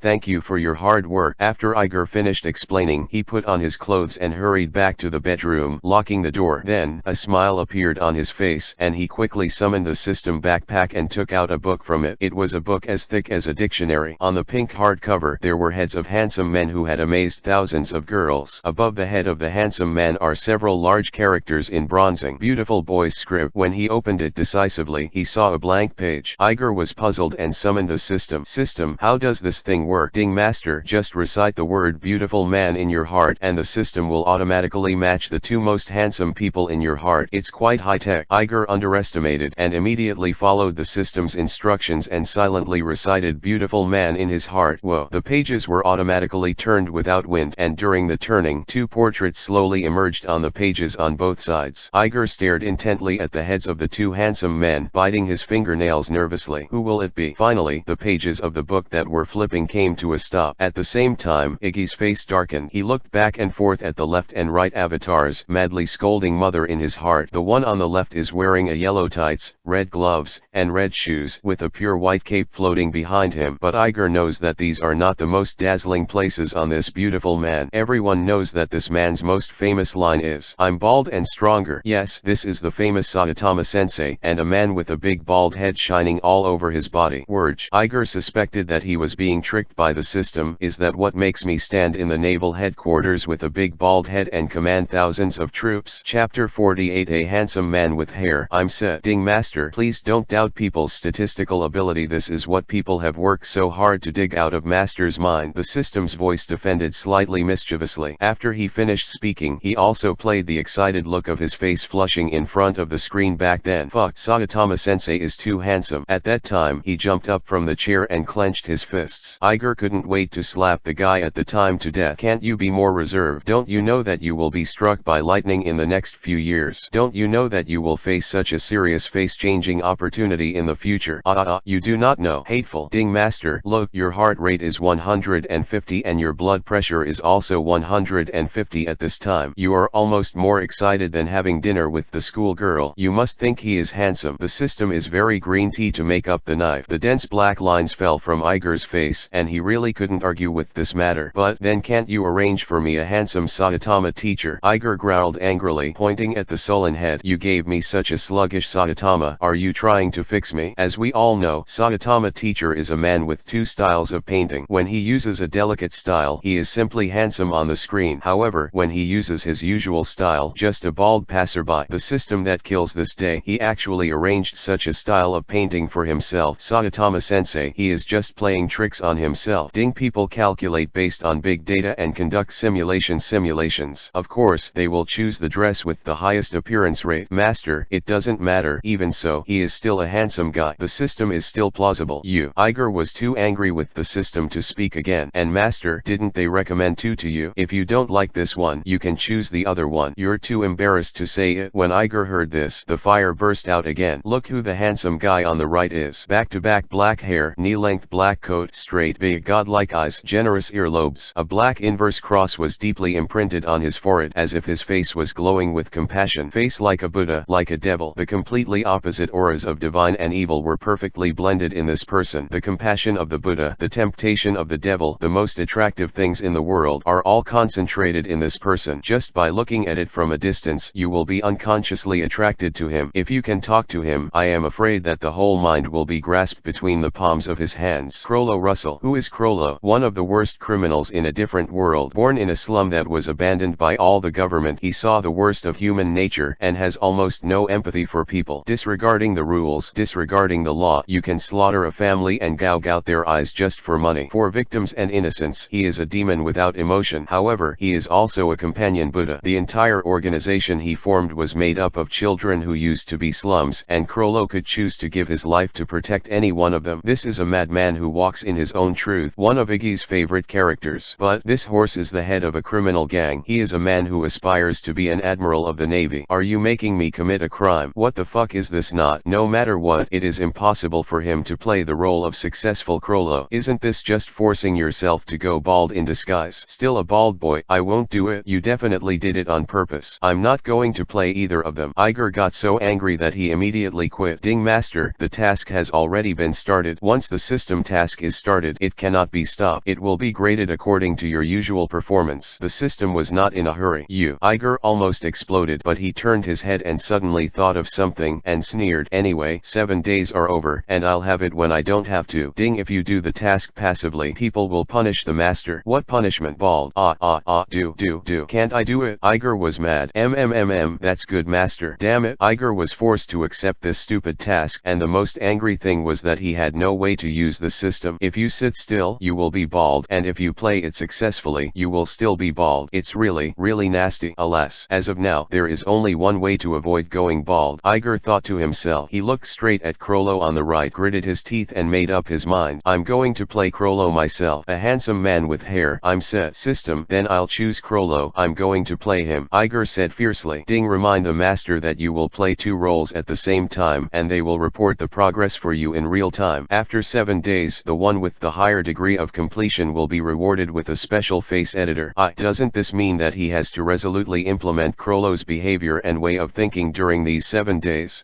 That's it. Saitama-sensei can't learn a little bit. Look, there's a ship over there. Just as Iggy was thinking about how to successfully play Crollo, there was a sudden cry of a scout from outside the porthole. What? Where? I didn't see it. It's there. See, that tattered ship. Oh, Mom, look, there's a person lying on it. Originally, Iger didn't want to pay attention but wanted to concentrate on studying how to complete this task. But when it came to the tattered boat and a person lying on the boat, his curiosity was suddenly ignited. Get out of bed and get ready to go out. Ding. Detected curiosity from Saitama. Saitama's role completion plus 1%. Current progress 1%. WTF. Iger paused when he was about to go out, then turned around and walked back. Then I'm not going. Ding. Detected the turn from Saitama. Saitama's role completion degree plus 1%. Current progress 2%. Grass mud horse. Iger was completely insane and yelled at the air, I'm going on a boat today to see it. After speaking, he pushed open the hatch door angrily and walked out. Ding. I'm angry. Crollo plays in reverse. Crollo's performance is minus 1%. Current progress minus 1%. Eagle nearly fell. Chapter 49. Tom and Jerry. Damn system. Iggy cursed inwardly. It only took a while, and in the blink of an eye, Saitama and Crollo were 3% apart. I'm afraid it won't take 7 days, and I'm already bald. What IG didn't expect was that he actually had a negative number. Really piss him off. You calm down. Be calm. Don't be moved by foreign objects. Iger kept rubbing his chest, adjusting his mentality, absolutely not giving the system any opportunity. Finally, Iger succeeded in regaining his composure and stepped onto the deck calmly. At this time, the deck was full of Navy soldiers, and all of them pointed to something on the sea ahead and chatted and discussed. Iger's curiosity grew even stronger. After the battle with the 9 snakes, I took a shower and had some trouble with the system. It was almost the second day. The dawning sun has not yet appeared over there, and the sky is still white with fish belly. If it was usual, everyone would be sleeping soundly, but now they all ran up. Iger walked to the side of the ship and looked in the direction of the sailor's fingers. The dog-headed warship was traveling at a normal speed, and it was about to leave the windlass belt. Under the weak skylight, Iger could see from a distance that waves were rising in layers on the sea ahead. In the undulating waves, there was a small black dot floating. Iger poked the small naval soldier beside him and said, Tom,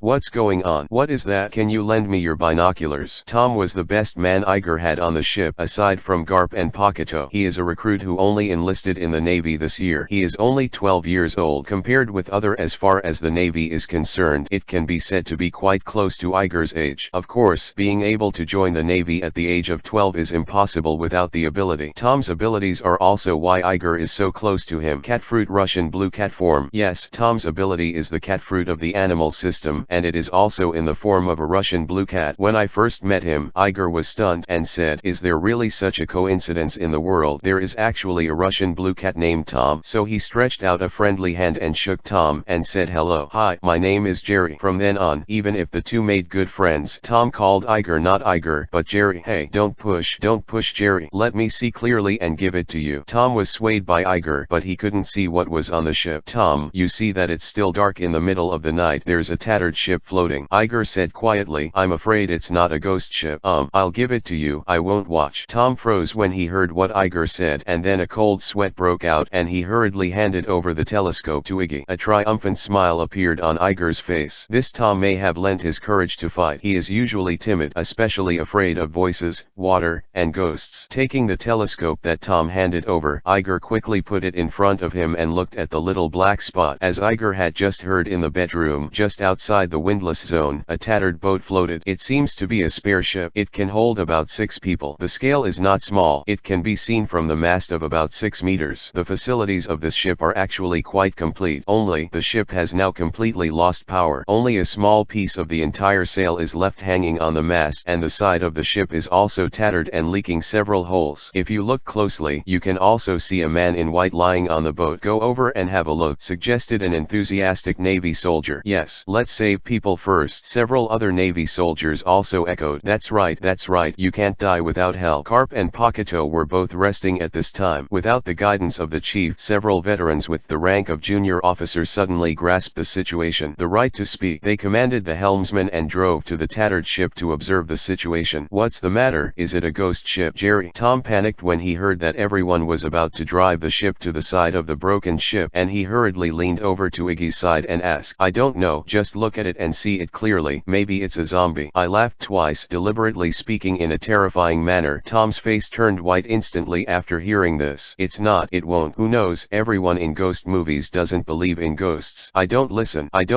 Tom simply covered his ears. Jokes aside, the dog-headed warship is approaching the broken ship. The Navy soldiers who had been observing with binoculars before also put down their binoculars and looked around with their heads stretched out. Bang! As the hull shook for a while, the dog-headed warship stopped in front of the broken ship. The Navy soldiers gathered on the side of the ship for a while, sticking out their heads to look at the situation on the broken ship. Iggy was also among them, only Tom, who shrank aside and did not dare to look. I saw a teenage girl lying quietly on the boat with a short white shirt knotted above her navel and black shorts on her lower body. The exposed arms, waist and legs are all solid and slender muscles. The ship is in tatters and there are several broken weapons. It looks like it has experienced a war. Since there are many weapons, it means that there should be more than one person. Everyone looked elsewhere, and sure enough, in some hidden corners they found 3 other girls, all dressed in similar clothes to this girl. What was a little concerning was that the 3 girls were sitting neatly side by side. Obviously someone had set them up. Everyone looked at the girl on the other side and understood it should be that the 4 girls fainted one after another, and when only the last girl was left, she left the other 3 there and fainted on the boat herself. No, you can't even say fainted. They don't know if these 4 people are still alive. Cut. It's just 4 girls who failed to go to sea, said the oldest veteran. What? It's a human? Tom heard him say that, so he hurried over and stabbed Iggy when he saw the girl in the boat. Jerry, you lied to me. You're obviously a human. Iger shrugged, still looking at the girl on the boat. The sky was getting brighter and brighter. The sun finally showed its head on the sea, and a ray of crimson sunlight shone on the boat. Suddenly, Iger discovered something extraordinary. Did you find it? Those 3 sat side by side without a shadow, he said solemnly. Chapter 50 Devil's Triangle. Okay, don't scare me anymore. I'm not scared anymore. Tom pouted, staring at Iggy. Iger glanced at Tom, didn't speak, just jumped to the side of the boat, put his hands on Tom's head, and fixed his eyes on the 3 girls over there. The sun appeared more and more, faster and faster, and the shadows of everything on the ship twirled faintly, including the girl who fell alone on the ground, and only the 3 sitting side by side still had no shadow when the sun hit them sideways. This is weird. What kind of thing has no shadow? One is the light itself, and the other is a ghost. Everyone who understands this principle understands, and Iger does not explain more, and gently let go of Tom's head. Tom, on the other hand, had completely lost his response to Iger's movements. His body was stiff, and cold sweat was pouring out from all over his body. Looking at him, Iger felt that his style of painting had faded with fright, and the whole figure seemed to have faded a layer of color and became gray. Is this a new feature of the system? Iggy didn't know. Ding spread the fear. The completion of Krollo's roll is plus 1%. The current completion rate 0. The master must continue to work hard. Said that the system will arrive, and by the way broadcast a message that Iger especially wanted to hear. It turns out that Krollo's roll is going to do something bad. Iggy seemed to understand something. Fuck, really? Mom, the 3 of them aren't ghosts, are they? It's not quite like that. You look at the other person. She has a shadow. Look at this. Have you met a vampire? Vampires? Ah, hell, vampires. Oh, Tom, who had turned white, was frightened away again. Hearing a group of Navy soldiers talking, Tom was about to go crazy. Iger glanced at Tom's expression, thought about it, and said, anyway, let's save people first. If you see sunshine, there is no smoke on your body. It should not be a vampire. Tom, you are the most flexible among these people. Why don't you go and see? Hey, yeah, I don't.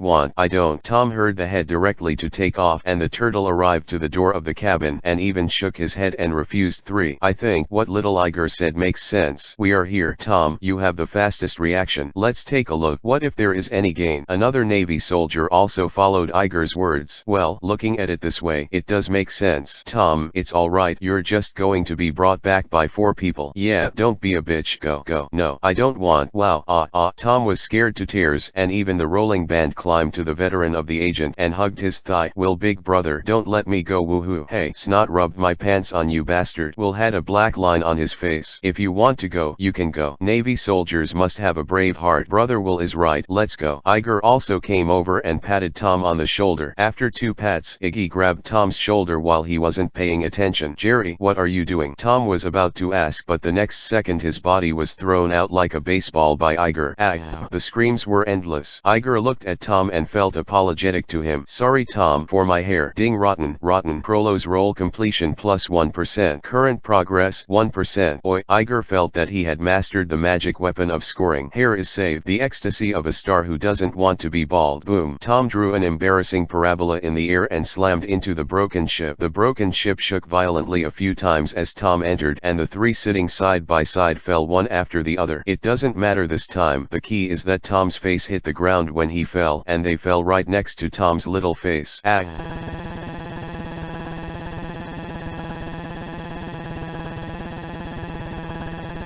Tom was scared to fly away. He turned into the shape of a Russian blue cat in an instant and jumped up to 5 meters high. "Let me go back. Tom shouted while he worked. In the next second, the entire body was fired at the warship like a cannonball. However, just as he was about to return to the dog-headed warship, a large net made of sand caught him, and with a flick of it, the white tomcat was thrown back onto the broken ship again. Ding, pushing people to a dead end. Krolo's completion degree plus 1%. Current completion degree 2%. Pretty. Iger suddenly felt that he had a talent for turning bad, but in the blink of an eye, Tom, who had already fallen on the broken boat, was completely frightened, as if he couldn't move anymore. This stuff is too timid. There was no other way. Iger had to shout from the air, "It's alright, don't worry, Tom, that's just 4 girls. What happened to me? I'll definitely protect you." Hearing this, Tom slowed down a little, nodded at Iger from the air, and tried to walk towards the girls who fell on the ground step by step. Ding, becoming the support and backing of others. Very reliable and very safe. Sayatama's performance completion degree plus 2%. Current completion degree 4%. Keep working hard, master. Dry. Iger suddenly wanted to slap his own mouths on the spot. Damn it, why are you so rude? Compared with Tom's fear, of course, his hair in the second half of his life is more important. Damn it. The image of Krolo, who worked so hard for him, was overtaken by Sayatama in an instant. Damn Tom. Iger stared at Tom's back fiercely. Tom, who was on the broken ship, seemed to have sensed a coldness, so he quickened his movements, quickly put the 4 girls on top of him, and then, with the balance of his cat, jumped back to the dog-headed warship effortlessly. Oh. Tom has done a great job. Applause. Encouraging. A group of Navy soldiers watching the fun, seeing Tom successfully brought the 4 back, applauded and praised them. Even Iggy clapped his hands pretentiously and nodded to Tom. You bastards, even if you praise me, I won't be happy. Tom pouted, but then he couldn't hold back his joy. He also knew that on this ship, only he could bring back 4 people so smoothly. Everyone gathered around to observe the 4 people. Speaking of no shadow, Iger thought of a person. He raised his head, looked around at the Navy soldiers, and finally settled on Tom with a serious expression. "Have you heard of the Devil's Triangle?" Chapter 51 Bedtime Stories. It's here again. Tom was immune to Iggy's intimidation and turned his head to the side with his lips curled. No,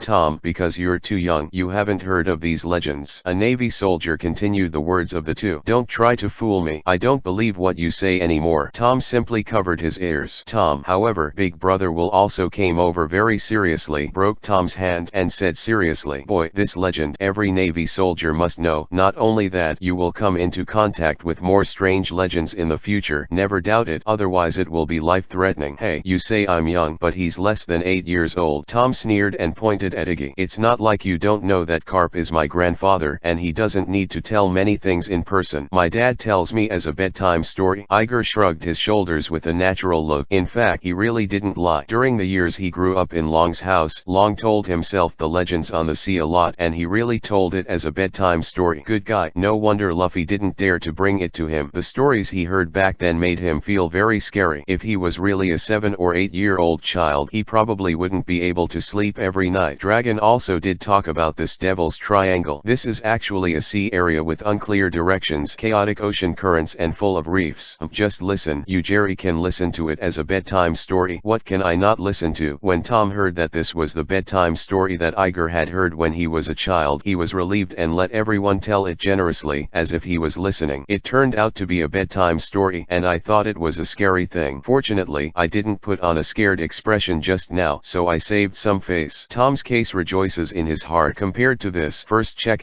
their ships, bring them up, and start the warship first. Uncle Will showed a half-smiling expression and made advance arrangements. It seems that the 4 words bedtime story gave Tom great courage, and he volunteered to go to the ship to check it out, and for good reason. "I've been there just now, and I'm familiar with it." Some people volunteered, and naturally others would not stop him. Watching Tom transform into an agile blue cat, quickly jumping onto the broken boat and searching at a very fast speed. After a while, Tom jumped back to the warship, shook his head at everyone, and stretched out his claws with a piece of shredded paper on it. "There is nothing on the boat, only some leftover food, no water, and all weapons are broken. Only this piece of life paper was found." Tom said. Brother Will took the life paper, looked at it on the palm of his hand, and said, "This should be the direction they are going, and it is similar to our heading. Let's go forward first." Brother Will arranged for a few Navy soldiers to sail the boat, and asked someone to bring a bowl of water. He took the water, walked to the shadowy girl, and fed it little by little along her chapped lips. After doing all this, Brother Will walked back to the Navy and greeted everyone to make a circle, and specially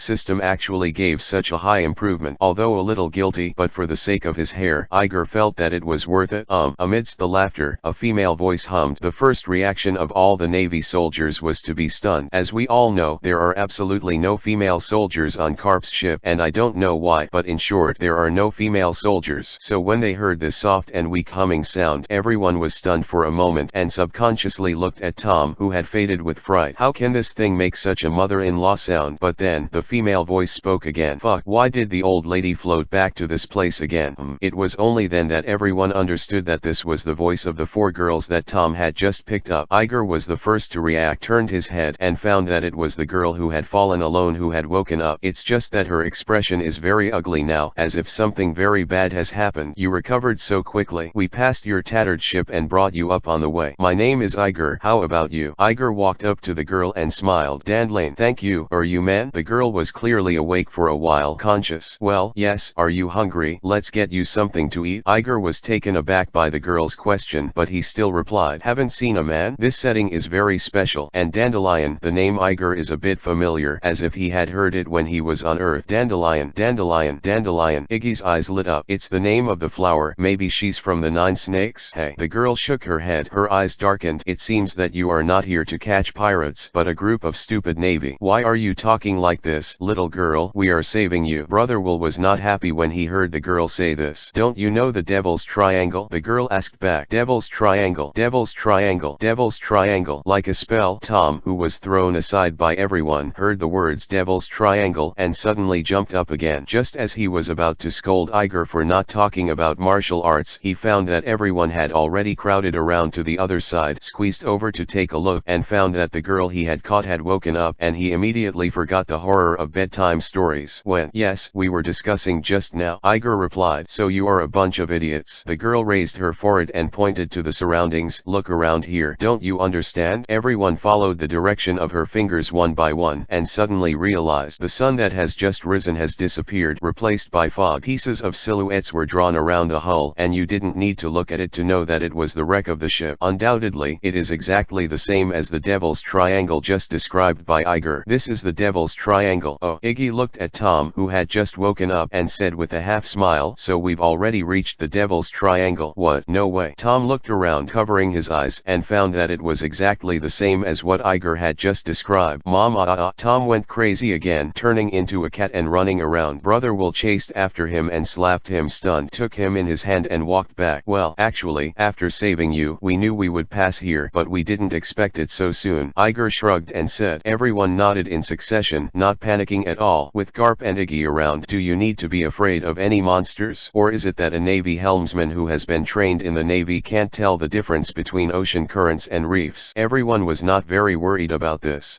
Are you stupid or what? The girl looked at the calm expressions of a group of Navy soldiers, a little helpless. In this Devil Triangle, there is a real devil haunting. The devil? Iger asked, frowning. Oh, it's like this. The girl sighed again and began to tell her story. She said that she originally followed her king to the sea, but she had to go out on a mission halfway. Who knows? The pointer was broken on the way, lost its direction, and drifted into this Devil's Triangle. Drifted and drifted to an island. I wanted to go to the island to replenish some food, but the island was actually full of zombies. Moreover, they also encountered a strange person with a particularly long neck. He held a pair of scissors in his hand. With a few scissors, he cut off the shadow of his companion. At the same time as the shadow was cut, the 3 of them fainted. Hearing Dandelion's description, Iggy patted his head and suddenly remembered. Isn't this Moria's territory? Chapter 53 Moonlight Maria. The person who cuts the silhouette. Tom shivered in Big Brother Will's arms. That's right, those zombies are the shadows of the corpses stuffed into the living people. The young girl rolled the coward's eyes. I saw with my own eyes the shadows of the sisters stuffed into those animal corpses, and then the corpses stood up. Oh my god, let's go back the same way. Tom began to retreat, which attracted a group of Navy soldiers to ridicule and disdain. It doesn't matter, I have a relationship with your king, and I will help you take back the shadows of your companions. Iger thought for a while and said, Dandelion said just now that he went to sea with the king, and only gave her a spare ship. This shows that when they go to sea, they are not far from their own country, and she hasn't seen a man yet. In this world, apart from the guys in the daughter country who have never seen a man, is there any other place? Iger secretly blamed himself for being careless, so he had the ability to identify, and he never thought of it. The 3 girls who traveled with Dandelion lost their shadow shadows, it could only be Moria. Speaking of Moria, Iger was not very interested. He was more interested in the dragon horse on Moria's ship. That is the great swordsman who holds the national treasure of Wano country and is famous for his sword. Not to mention having 2 moves with him. At least it would be good to take a look at that knife. Everyone is already accustomed to Iger's character who wants to see people, so they don't say much, but the girl Dandelion is quite disdainful. You, how old are you? 10 at most. You have a relationship with our king? Dandelion pouted. Originally, I had a good impression of this little guy, but I didn't expect it to be such a cargo with a mouthful of trains. Just yesterday morning, she should have just gone to sea, and I even tried 2 tricks with her. Iger continued with a serious face. Didn't we meet the pirates yesterday? Brother will frown. She's a king. You don't have much to talk about, don't you? Dandelion's tone suddenly rose a few times. His eyes widened. Our king, as the king of a country, how could it be possible to do things like pirates? However, even though she said so, she was actually panicking in her heart. It was just in order not to be caught by the navy that he revealed another identity of his master, but they did not expect that they would actually meet a person who was both a pirate and a king. And it's still near this place. Except for her own master, she really can't think of anyone else. At the same time, there was still a trace of doubt in her heart. Did this kid in front of him really fight with the king? Boya Hancock, isn't it? Iger sighed and said Hancock's name directly.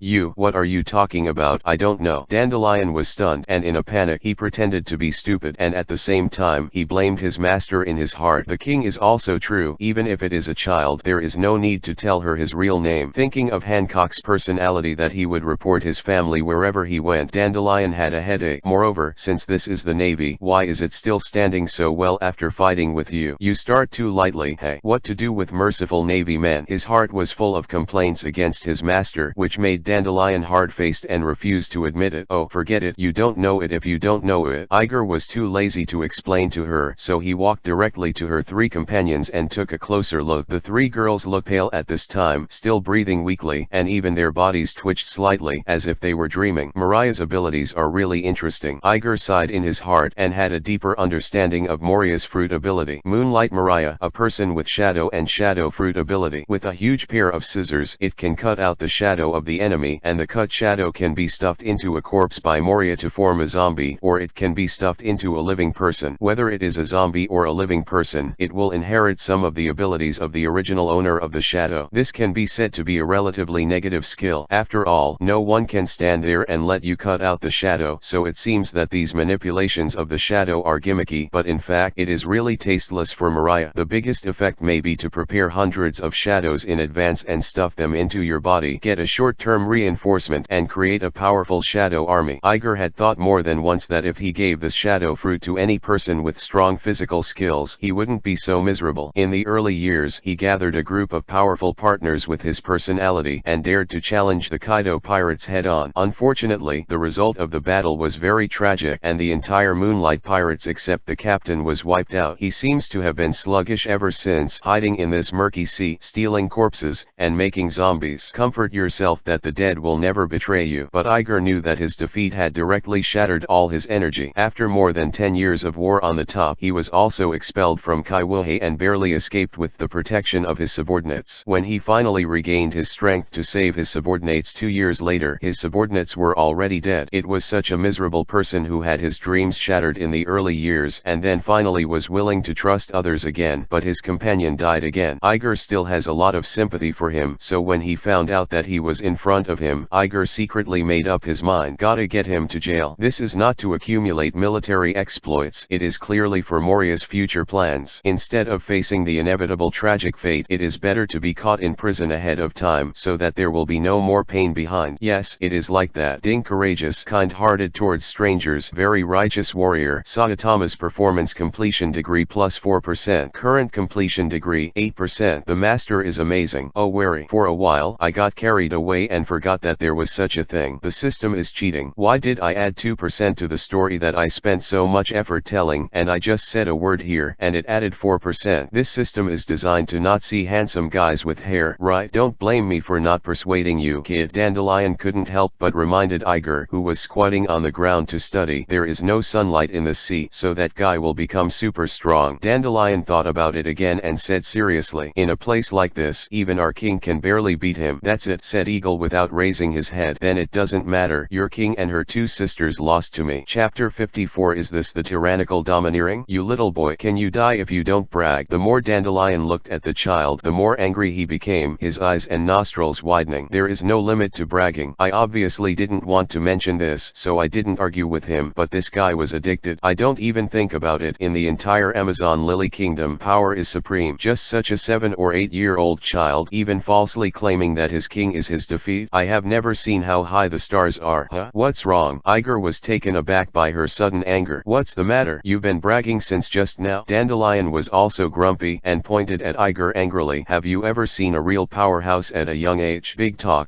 As soon as Dandelion shouted these words, the atmosphere on the whole ship suddenly became very strange. Every Navy soldier looked strangely at Dandelion, who was protecting his master righteously. From the vague conversation just now, you can probably guess that the group of pirates that attacked the dog-headed warship yesterday should be the king, the girl said. Although I don't know why their king made her trust her so much. Everyone saw the scene of fighting with their pirate group. Little Iger showed his superb skills and strength, overcame the three sisters and won. So when they heard Dandelion say this, everyone showed a complicated expression. Someone else questioned the strength of Little Iger. No way. Who makes Little Iger look so harmless? Looks like there's a good show to watch. The eyes of a group of people met in the air, and they all understood what each other meant, but no one wanted to defend Iger, because they know that Iger will prove himself. What's your reaction? Dandelion became even more annoyed when he saw the strange reactions of the Navy soldiers. You don't care about this little brat? There's going to be a big problem going out in the future. Is the atmosphere of the Navy now so unbearable? Let this kid brag and insult our king? All of them are all expressions, as if our king really lost to him. Well, why bother with me? What am I bragging about? Iger never understood why this girl suddenly lost her temper. What are you bragging about? You can beat our captain just because of you, Dandelion said in exasperation. Huh? That's bragging? Are you speaking human words? You are just old, and you are 20 years early to defeat our captain. Dandelion snorted heavily. Is this bragging? Are you talking about people? Dandelion was not satisfied, chattering to himself. Iger sighed helplessly, looking at Dandelion, who was talking to himself. His eyes suddenly condensed. Brush. A tyrannical dragon of will rushed out, rushing straight towards Dandelion. A group of Navy soldiers watching the lively didn't even respond, just felt as if a breeze was blowing past. Only Dandelion suddenly felt a chill on his back. She just felt stiff and unable to move, not being controlled, but as if she was being stared at by a bloodthirsty and tyrannical beast, and her body instinctively did not dare to move. What happened? Dandelion felt his heart pounding, and he was about to jump out of his body. Who is it? Cold sweat dripped down her forehead and cheeks. She gritted her teeth and withstood the enormous pressure, her red eyes looking for the source of this suffocating pressure. Is that the blue cat? Impossible. He is obviously more timid than a mouse. Is it that strong man? She looked at Brother Will again. That's not right. In his own perception, he is a dormant little lion. Although he is fierce, he will never have such a strong sense of oppression. Who is it? Dandelion's eyes searched frantically among the Navy soldiers, but he always subconsciously missed Iger.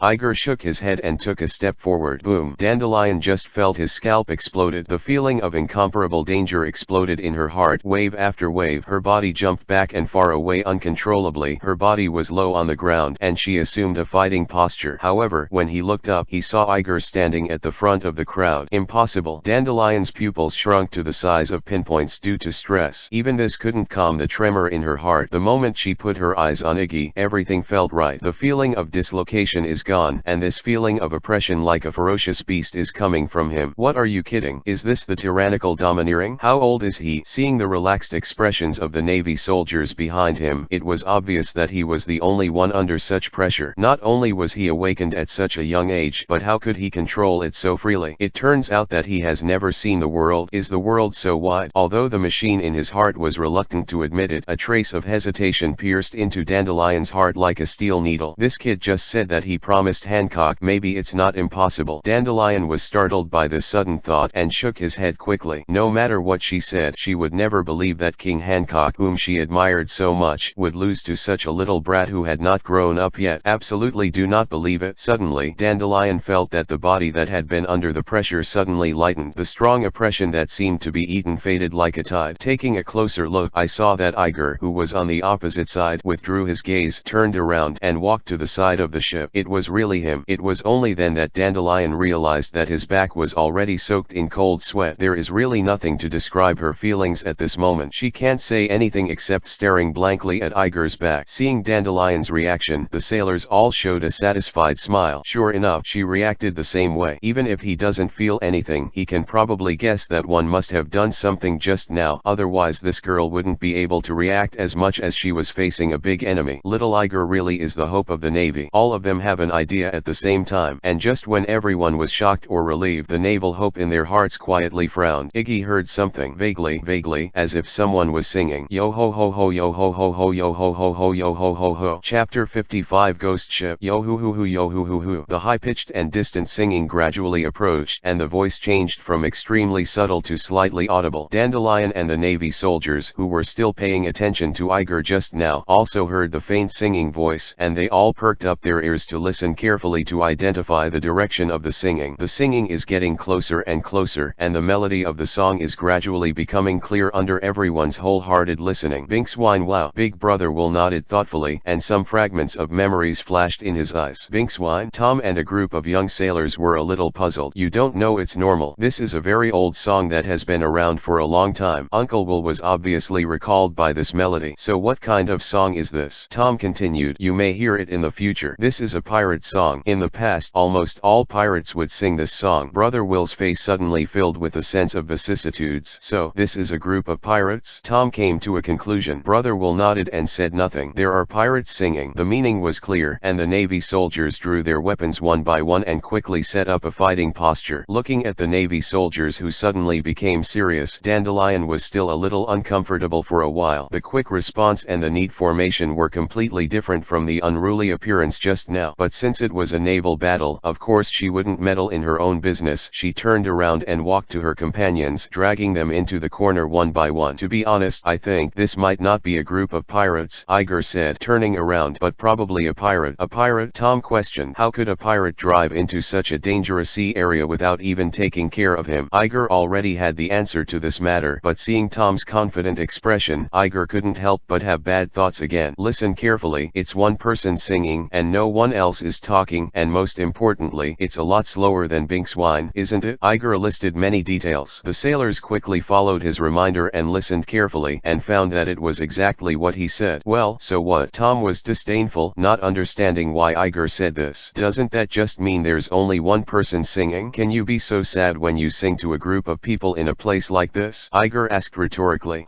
Tom was stopped for a moment. That's right. Although Tom was only 12 years old, he had already undergone rigorous sailing training. In the process of going to sea, the mood is very important for the naval soldiers, so everyone will bring a lot of wine, learn a lot of songs, and have a party at every turn. It's all for the voyagers' mood. Not only that, but also the songs they sing, the food they eat, and the wine they eat and drink. As far as singing is concerned, I usually choose the one that has a cheerful rhythm and brainwashing melody, and everyone can sing together. You can tell by looking at them. Every time there is a banquet, a group of people gather around holding wine bottles and sing a cheerful naval song. It is in this atmosphere that the boredom and depression in sailing can be eliminated. On the contrary, such a slow and sad singing method is definitely a taboo when sailing at sea. This singing, not only the crew will be infected by this low mood, recalling bad memories, but also will destroy morale and greatly reduce the motivation of sailing. In the early days of sailing, people did not realize this. There were many famous sailing teams because the musicians on board were buried at the bottom of the sea. Therefore, in the subsequent trips to the sea, this kind of song is strictly prohibited unless no one on the boat stopped him. Cold sweat broke out on Tom's forehead. He suddenly remembered the sea legends that Iger told them just now. When you come across a boat at sea with only one person singing, don't approach it and don't look at it, because it was a ghost ship. Do you think the legends I told before are all false? Iger said quietly. Of course, it is only when someone actually encounters it that it spreads. No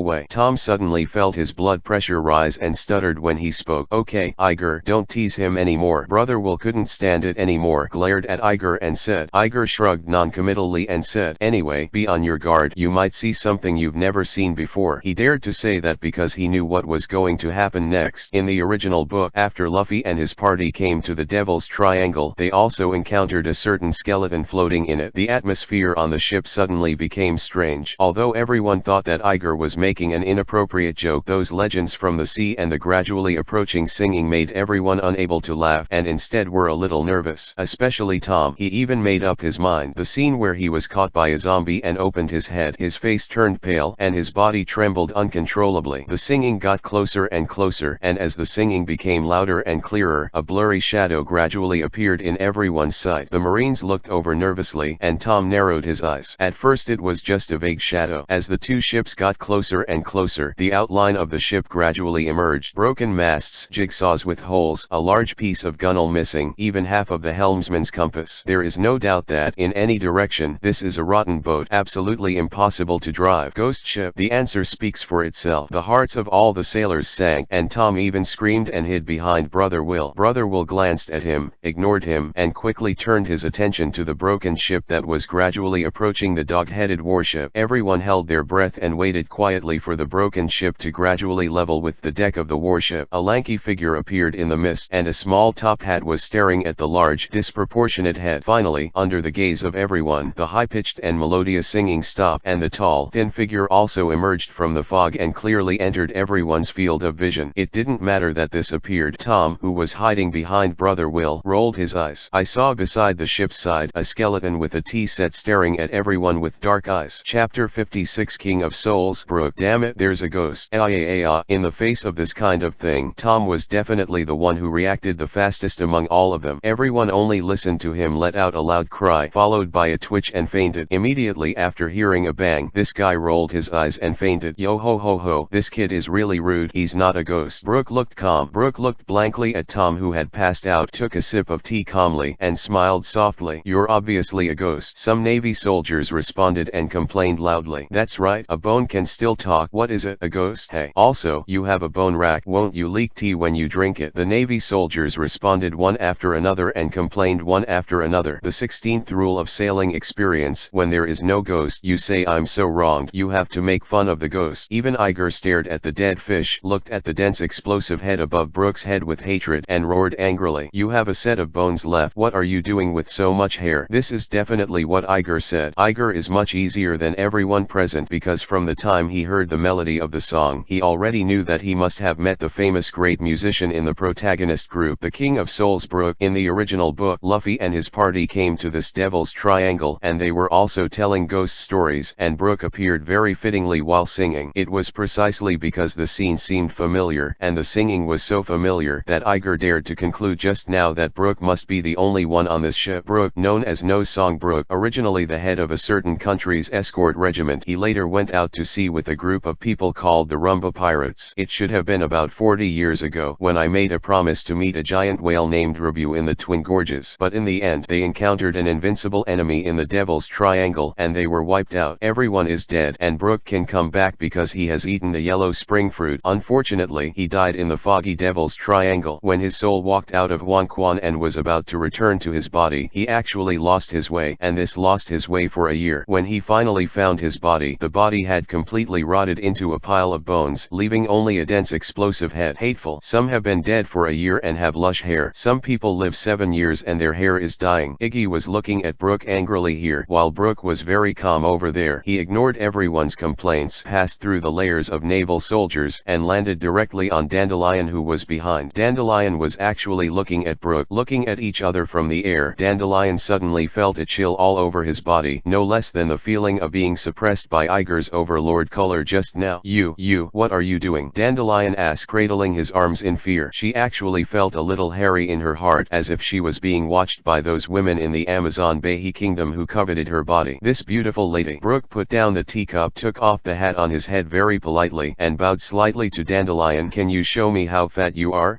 All the Navy soldiers were speechless. Are ghosts so tasteless now? Dandelion, look at the strong muscles, the crisscrossing scars on the face, and the chest muscles that are thicker than men. Beautiful lady, are your eyes empty? No, your eyes are really empty. Even Tom, who was stunned just now, stood up, patted his butt, and left. He shook his head and said, the ghost now, so lustful and so boring. Iger also held his forehead, not knowing what to say. Good guy. When I watched it on TV before, I just thought it was a little bit cold and humorous, but when I heard this scene, it was so cold that the ice ball almost fell off. Of course, compared to the speechlessness of the Navy, the anger of the Lord Dandelion directly exploded. Are you looking for death? Dandelion roared, grabbed a recruit's weapon and threw it out. With a bang, the refined iron sword was nailed to Brooke's eye socket. Ah, it stuck in my eyes, Brooke just said with a slight shudder. Although I don't have eyes, yo hoo hoo hoo. Dandelion snorted heavily and turned his head away. Are you a human or a ghost? Big Brother will stop the farce from continuing, asking everyone's doubts. Yeah, am I a human or a ghost? Brooke pulled the sword out of his eye eyes and looked up at the sky as if he had a story to tell. The curiosity of everyone was aroused by his elongated tone. Of course I'm a bone, yo ho ho ho. Unexpectedly, it was another cold joke and say the point. Brother Will roared with blue veins bursting on his face. Hey, well, it's been a long time since I talked to anyone. Brooke sighed. Then he fiddled with the ship for a while and somehow the wrecked ship slowed down and kept pace with the warship. Then Brooke continued with a pot of tea and talked about his life experience. Name, title, experience. I told everything IG could remember but couldn't. Then why don't you go out? Brother Will asked curiously. Well, first I was guarding my companion's boat and didn't want to go out. I was alone when I went out. Brooke sighed. What about the second? Iger asked again. The second of course is, I won't be sailing. Again, can you stop telling bad jokes? It's almost dead cold. Brother Will couldn't help it. Actually, it's because my shadow was stolen. Brooke seemed to smile, then turned serious. Shadow was stolen? The sailors asked in unison. Yes, the guy who cut my shadow said, I can't see the strong sunlight without my shadow. That's why I hide here and don't go out. Brooke said with a shrug. Then you. Iger looked at Brooke and then at the unconscious nine-snake girl. Countless question marks raised above her little head. What the hell is this? How could someone be able to move consciously after being cut out of their shadows? Is it the yellow spring fruit? Shadow is useless because it has already died once. Iger couldn't tell why, but he didn't care. Then do you want to go with us to find the guy who stole your shadow? We're the Navy and we're going to arrest the guy who stole your shadow. Chapter 57. Can I take a look at your fat times? Oh, you are the Navy? That's rude. Brooke took off his hat and bowed again. If that's the case, then I'll be more respectful than obedient. But I want you to promise me a condition. Seeing that Brooke agreed to get on the boat, Iger continued. However, Brooke didn't listen to what he said, just put a violin on his back and fell off the boat. Yo hoo hoo hoo. Hey, aren't you a power person? You will die if you jump into the sea. Holy shit, the ship's side is so high. How did you fall off accidentally? Then what? Shall we go and save him? As soon as Brooke jumped down, all the Navy soldiers were stunned. I have never seen such a stupid person. From ancient times to the present, no one with the ability did not regard the sea water as a monstrous beast for fear of avoiding it. Good guy. Someone really jumps in automatically. However, before everyone sighed, and even when they were still stunned, Brooke over there had already thrown off his steps, held his hat, and ran all the way from the sea. Yo hoo hoo hoo hoo. What? A group of Navy soldiers were immediately stunned. This is also a horse. The Navy soldiers were completely blinded by Brooke's operation and looked at each other in dismay. In a blink of an eye, Brooke had already run under the dog-headed warship and said proudly, because I only have a handful of bones left, I can run very fast. Yo hoo hoo hoo hoo. So how did you come up? Stupid. Iger couldn't stand it any longer and roared at Brooke below. This dog-headed warship is not a small boat like the Mary. It is a warship, a super ship with hundreds of cabins alone. It is 10 meters high from the deck to the bottom of the boat. What's the use of you even running over from the sea? Don't have to fall into the sea to feed the fish. This fool. Ah, that's it. After being reminded by Iggy, Brooke seemed to realize the seriousness of the matter and then shouted in a different voice. Hell, I can't swim. I'll be gnawed to the bone by a shark. Although I'm out of meat. Ho ho ho ho. Sure enough, you still have to jump, you idiot. Brother Will couldn't help roaring. Then, without saying a word, he took off his clothes and jumped down the side of the boat. Only Iggy and a group of Navy soldiers held their foreheads together. It took a while for Big Brother Will to carry this stupid bone onto the boat. The bones, protected by the power of the devil fruit, were soaked in the sea for a while, and when they were fished up again, they were already soft and they were held in their hands like rubber toys. Brooke's breath was weak, lying on the ground softly, his whole body twitching unconsciously. Hell, I'm dying. Are you an idiot? Dandelion had never seen such a stupid ghost and couldn't help but complain. How can someone with the ability jump off the boat by himself? I'm so sorry. I was rash. I was just happy for a while and forgot about it. Brooke turned his head and said angrily. Although his voice was extremely weak, Dandelion seemed to see this guy's face extremely red. She suddenly realized something and immediately became angry. I was wearing a skirt and the bones were lying on the ground like this. Dude, this guy's dark eye sockets are so deceiving. Go to hell. Dandelion only felt the blood on his head and stomped Brooke's face with a fierce kick. With a puff, Brooke's head was stepped on and sunk into it. Looking at Brooke's tragic state, the Navy soldiers couldn't help but take a deep breath, and then came the faint voice of Brooke in their ears. Ah, my head was trampled and my brain is about to pop out. Although I don't have a brain. Yo ho ho ho. Don't be poor. Okay, your bones are soft and you still want to do these HS stuff. Iger ran to the kitchen to get milk, opened Brooke's deformed mouth and poured it. Went in. In an instant, a miracle happened. I saw Brooke's bones lying on the ground like noodles, and in a blink of an eye, they seemed to be inflated and they immediately stood up. Every Navy soldier was dumbfounded as Brooke went from a deflated balloon to a full-bodied skeleton. Yo hoo hoo hoo. I've recovered. whispered. "Thank you, Mr. Iger." Brook stood up brightly and bowed politely to Iger. "Small thing, I haven't finished the conditions just now. You have to." Iger waved his hand, trying to pick up on the previous words. However, before he could finish speaking, he was interrupted by the exclamations of everyone. "What kind of physique is this? And, Iger, how did you know that milk had this effect?" Everyone's eyes popped out. "His physique is special." Iger had to prevaricate casually. "That's right, yo hoo hoo," Brook also said with a smile. "So, you have to promise me a condition." Iger turned to Brook again. Yet again, Brook had already turned to look at Dandelion and asked politely, "This beautiful lady, can you show me your fat times again? You listen to me. Who will let you see?" "Perverts." Iger and Dandelion roared together and punched one of them back and forth and punched Brook. Boom. Brook fell down again. Iger ran to get another carton of milk.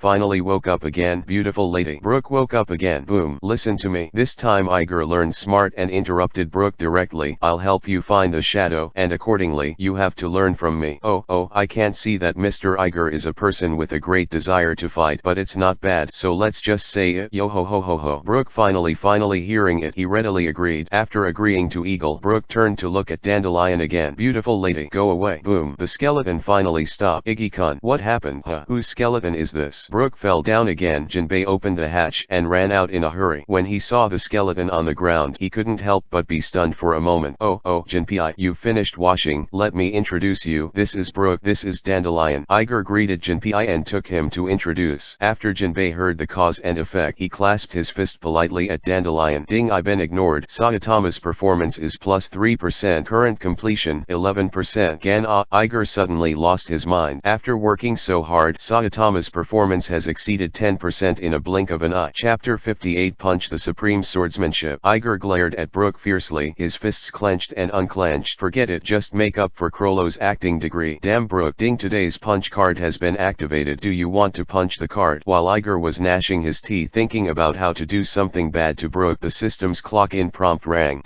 You have to remind me to punch in every day. Can't you just punch it yourself next time?" Iger transferred his resentment towards Brook to the system and said impatiently in his heart, "Ding, remind the master. The punch card is set by others and will not be changed." The system is not used to Iger at all. "You still can't fight it? Grind like a bitch." Iger felt like he was on the verge of exploding. "Ding, people are now the royal sister system. In theory, they are women." Okay, I was wrong. I shouldn't be arguing with you." Iger just felt tired and didn't want to say anything. "Ding, people are checking in for the master." "Ding, sign in successfully." "Ding, congratulations to the owner for getting the sign-in reward, Supreme Swordsmanship." "Ding, it is detected that the master has acquired the skill Supreme Swordsmanship and a new function is being opened for the master. Please wait." "Ding, congratulations to the master for unlocking the skill tree system. Supreme Swordsmanship sounds like a very high profile. There is also a skill tree system. This time I check in, I seem to have encountered something good." Iger calmly opened the system panel and was stunned. Only then did he know what good things were given by today's sign-in. "I saw that in the entire system panel, in addition to personal attributes, item backpacks, and the system mall, there was an additional skill tree icon. Clicking on it, a quaint aura came to the face, and the flying sand all over the sky occupied the field of vision one after another. In the flying sand, a tree could be vaguely seen, and the name was engraved on the trunk, Shasha Fruit, the skill tree of Swish Fruit. Iger found that there was a sand ball on each branch, and each sand ball contained a light and shadow image demonstrating the skills that he was familiar with. Sand binding coffin, sand waterfall funeral, quicksand waterfall flow, sand waterfall funeral. Several sand balls near the ground are lit, while the sand balls at the top of the tree are gray, apparently inactive. "What about Supreme Swordsmanship?" Igor asked. Swish swish. As if hearing Iger's question, the sand and dust in the sky suddenly dissipated, and then the sword lights full of sacred aura cut through the sky, cutting out silver-white brilliance in the air. The last bit of sand was also smashed by the sword light, and the rugged yellow-brown branch of the original Shasha fruit was cut off section by section, leaving only the bare trunk. Immediately afterwards, a frantic sword wind blew through, and the bare trunk, like a peeled orange, instantly turned silvery white. Afterwards, the tip of a handle grew from the silver-white tree stump one after another, flashing a sharp cold light. Even if it was just a glance, Iger felt a pain in his face, and the peaks of each sword are hung with a light group. Like the sand ball just now, the light group is full of light and shadow of moves. Iger saw a few clumps of light near the stump. Wave sword, relying on the shaking of the sword body to create waves, expand the sword's potential and increase its power. Ghost slash, the ghosts and gods that communicate with other worlds are attached to the sword, relying on the power of ghosts and gods to deliver powerful slashes. Moonlight light slash send out a crescent-like sword energy which can remotely cut down flying enemies. What the hell? Iger got excited and completely forgot about Teacher Bald Donkey's progress. This. Can you learn swordsmanship on your own? Wouldn't this be able to go to the line with Ryoma? What the hell? Iger was incoherent even in his heart. Iggy, what's the matter with you? Brother Will asked with concern when he saw that Iger's expression was wrong. I just thought of a question. Shall we tell Grandpa about this? Iger's excitement was temporarily interrupted by Brother Will, and he made a random excuse. Little Iger, there's something wrong with what you said. Brother Will leaned over and patted Iger on the shoulder. When we are Marines, we must actively share the pressure for our boss. Will is right, those two men, but when they see pirates, they will chase after them. Another naval officer of the Wilping level agreed. Speaking of this, I passed by Kappa-kun and Pakuto-kun's bedroom just now, and heard a lot of snoring. Jinbe also talked about the situation in the room. Then, Iger rolled his eyes. Let's drive forward first, everything is new. Okay.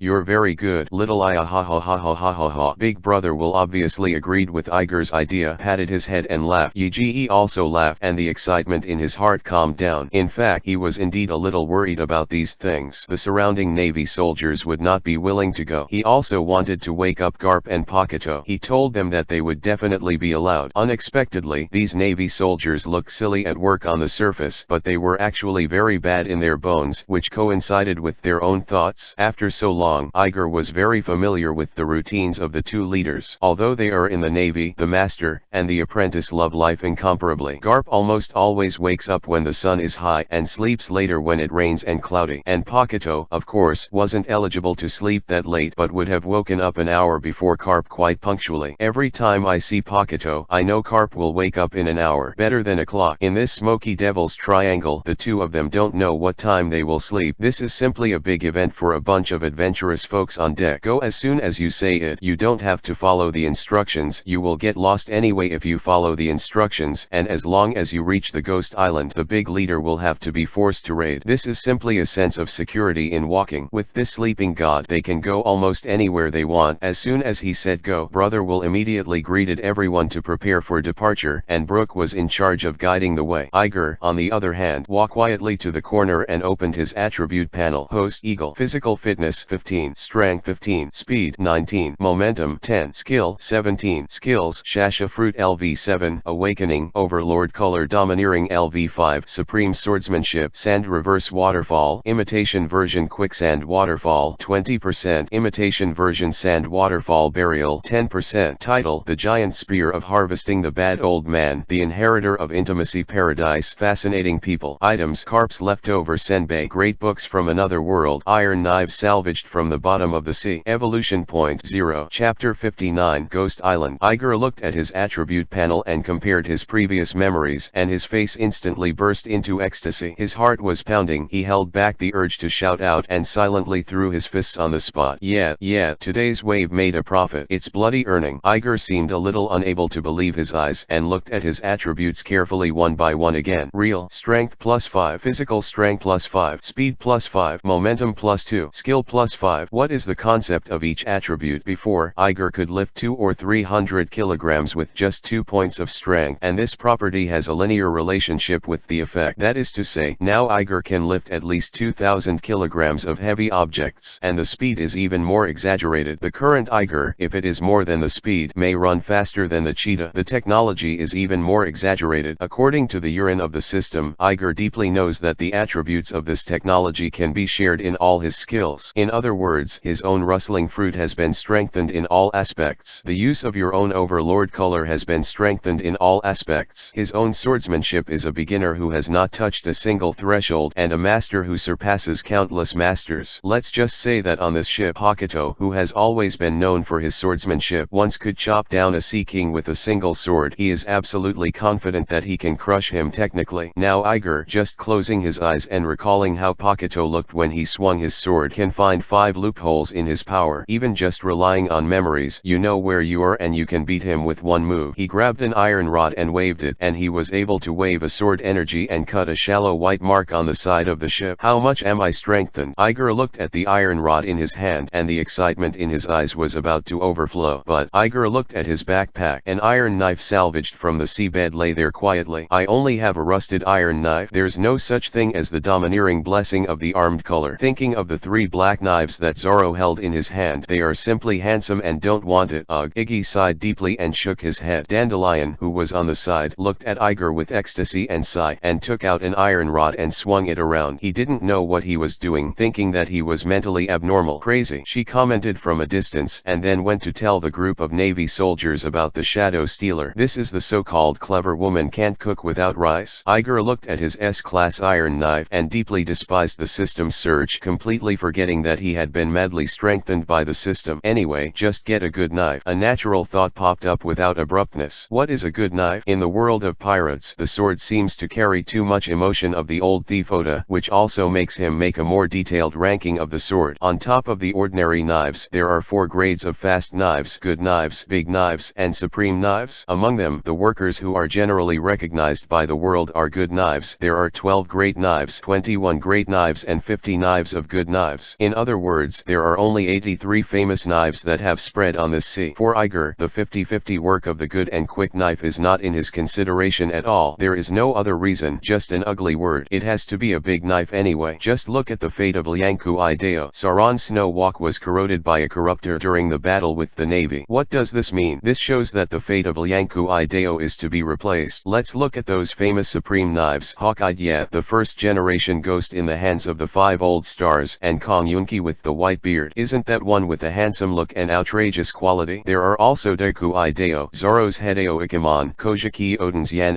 Mo, Momonosuke's Tianyu Yujan, and Ryoma's Kiyoshui, etc. The autumn water of Longma. Iger suddenly had an idea. As an old Hemi, he has a very deep memory of the horror triangular mask, not only because of the atmosphere and subject matter of this chapter, but also because almost every character in this chapter is drawn more lovely, especially Sota. The most impressive thing is the battle between him and Ryoma, and the pain he endured to protect Luffy at the end. And Ryoma is the swordsman zombie who gave Zoro autumn water. Iger's goal was immediately clear. This ghost island, no matter what, I have to go. Hey, little Iggy. Just when Iger secretly made up his mind to fight with Ryoma, Brother Will's voice came from afar. Eagle responded and turned his head to see that all the Navy soldiers gathered in the direction of the helmsman at the bow at this time, and everyone formed a circle with Brook and Dandelion in the middle. Come here, let's discuss tactics in advance. Brother Will also stood in the middle of the crowd, waving at Iger and shouting. Iger quickly restrained his excitement, stood up from the ground, and squeezed into the crowd. Yo ho ho, Mr. Iger, listen to Mr. Will. You are a naval soldier who is looking for people to fight. Brook greeted Iger enthusiastically, and then went straight to the point. Yes, I always want to know how strong I am. Eagle nodded. I'll remind you in advance that what we're going to talk about next is all useful information, so please remember it for me. Dandelion seemed to think of the big bull from Iggy again, and rolled his eyes at him, not angry to say, don't worry, I'm listening carefully. Iger was in a good mood, and didn't want to raise a bar with her. He patted his chest to assure, cough, listen up. Dandelion told Brook about his experiences on the Ghost Island. First of all, there is an army of zombies there. Although they have little combat power, they will climb out of the soil. The first time Dandelion passed the garden full of tombstones, his heart almost jumped out. Zombies have stitches all over their bodies, and organs of completely different species are stitched on. Each is a weakened version of Frankenstein, and the leader of the zombie army is an invisible monster. Can't see him at all, but can hear him speak, feel him touching you. Dandelion got goosebumps just thinking about it. The most important thing is, be careful of a big fat man with a long neck. The pair of scissors in his hand can cut anyone's shadow. Chapter 60. I love to scare kids. Dandelion Barbara spoke. Iger listened carefully, and Brook commanded the sailors who sailed while he spoke. Wandering around here for years, Brook has figured out the location of everything in this fog. Almost without encountering any obstacles, the dog-headed warship has already approached its destination. From a distance, a huge flat shadow appeared in front of everyone. The Navy soldiers looked at the huge shadow island and were amazed. Before they even saw its true appearance, everyone already felt a gloomy aura blowing towards them. Probably, that's it. Dandelion jolted and stopped talking. She followed everyone's eyes and looked at the shadow of Ghost Island, her eyes full of fear. Last time, I ran out with my 3 sisters because I desperately tried to get out. Are you going in now? This island looks horrible. Can we get around it? Tom turned into a Russian blue cat and curled up beside Iger, trembling all over. Iger raised his hand and patted his head without speaking, looking at the shadow with excitement in his eyes. Is this the dreadnought Tao? I'm here, Ignatius. In everyone's different moods, the dog-headed warship quickly broke through the fog and presented the whole picture of Ghost Island in front of everyone. From a distance, everything on the island is just just a dark silhouette, and the first thing that catches everyone's eyes is the densely connected withered branches. In the middle of the dead woods, the naval helmsman, following Brooke's instructions, found a narrow river. The helmsman did not hesitate and immediately went in. Once inside, everyone's cold sweat came out. The branches on both sides looked like ghost hands in the dark, and the two sides of the dog-headed warship swayed at a strange frequency, as if welcoming everyone. The expressions of everyone on the boat were a little dignified at the moment, and the suppressed atmosphere made it hard to breathe. Only Iger, like a neurotic, shuttled between the sides of the ship, carefully observing these trees that were poured into shadows. The helmsman increased the speed of the ship, and after a while, the dog-headed warship saw the shore. Hurry up, get to the shore. Everyone doesn't want to look back at those dead trees like ghost hands. Let's just do as we said. I'll take a team, IG and Tom, Brooke and Dandelion, and we'll disembark in 3 separate ways to investigate. Brother Will looked along the shore and had a panoramic view of things in 3 directions. In the front, there should be a tall Gothic building in the center of Ghost Island. On the left is a park, which seems to have various recreational facilities. On the right-hand side is a forest path surrounded by the group of ghost hand trees just now. No matter which direction it is, it will make people drink a pot. Then Jinbe and the Murlocs are sitting here. Big Brother Will looked around and continued, remember the direction at all times, and come back to the ship immediately if there is any problem. Is there any problem? Yo hoo hoo hoo. No problem. It's an honor to be with the beautiful Miss Dandelion. Brooke was very happy. I have a problem. I'm cowardly and don't want to go with the skeleton. Dandelion gave Brooke a disgusting look and walked over to Iggy. I'm going with Iggy. No, I don't want to be with the skeleton either. Tom immediately shouted in dissatisfaction, but in an instant a sword light flashed across his throat and he hurriedly raised his hand to change his mind.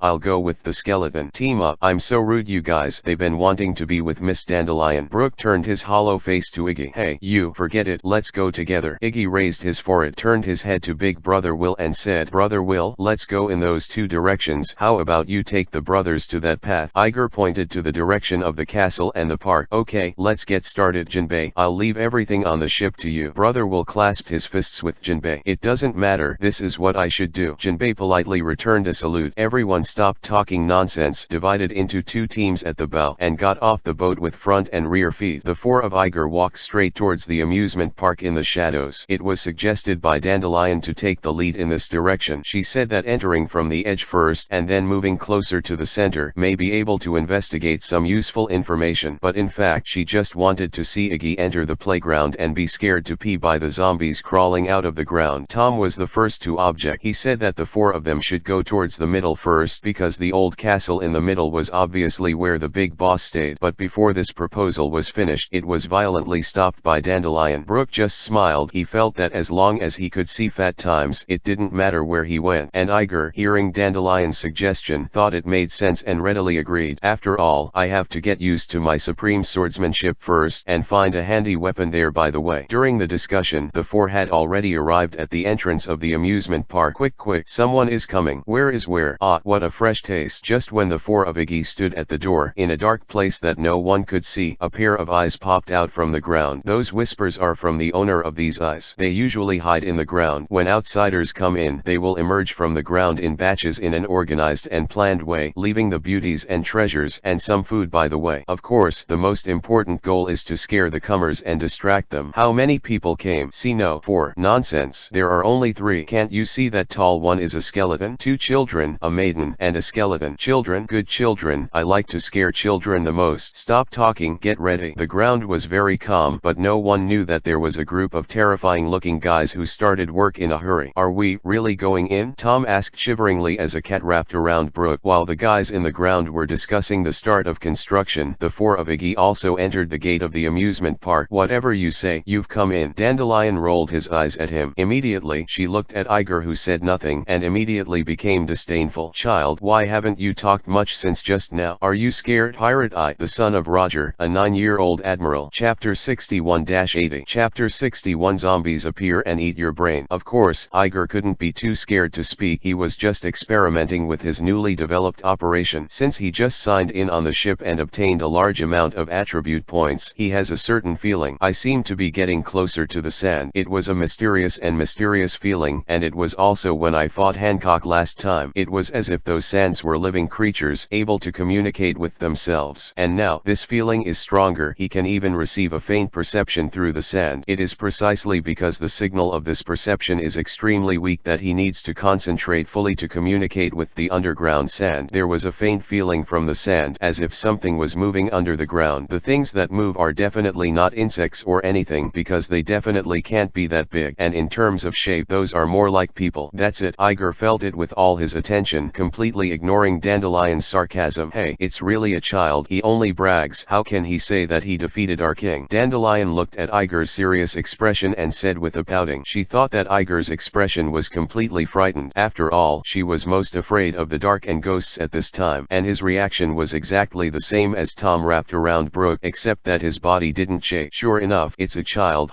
You'll know what horror is after a while. Dandelion thought bitterly. She is also a person who is qualified to go out to sea with the Empress. She is naturally able to master the two-color domineering, and her combat power is quite strong. But that's it. In this amusement park, he was frightened and panicked. The reason is that the group of things under the ground are dead things, and the ordinary domineering can't feel the existence of this group of zombies. That feeling of suddenly popping up behind you and exhaling at your neck, it's terrifying to think about. Wait, the bragging brat. Dandelion even laughed smugly. While imagining it, his body suddenly hit Iger in front of him, staggered under his feet, and fell a dog to eat shit. Hey, what are you doing? Why did you stop suddenly? Dandelion pouted his butt and propped himself up, turning back and roaring at Iger. Yo ho ho, Miss Dandelion's fat times. Brooke looked at Dandelion with empty eyes, showing a happy expression. Get out of here. Dandelion became furious and kicked Brooke to the ground with a kick. Don't make trouble. Iger was very annoyed, frowning and growling. You're too embarrassed to talk about me. Dandelion's tone instantly grew taller. You tripped me first and then let me stop. SHH. Iger held back his anger and made a quiet gesture to Dandelion. What's the matter, Iggy? Is there something? Tom simply got into Brooke's ribs, only sticking out a head. What are you kidding? That group of things can't feel it. Do you think he can feel it? Dandelion snorted. Iger sighed deeply, signaled the two people not to speak again, then pointed to the ground 5 meters in front of him and said softly, there's something down there. Bang. Dandelion said with disdain, I'm starting to play tricks again, and I still don't believe it. She was a little angry. She didn't understand why this kid likes to brag so much. He can't feel it, but you, a kid who doesn't know how to domineering, can feel it. This is an insult to the domineering 9 snakes. Dandelion drew his sword, strode to where Iger's finger was, raised his arms high, and slammed the iron sword in his hand into the sand. Laugh. Attached to the sharp and domineering sword, like it was inserted into tofu, it did not reach the hilt without any hindrance.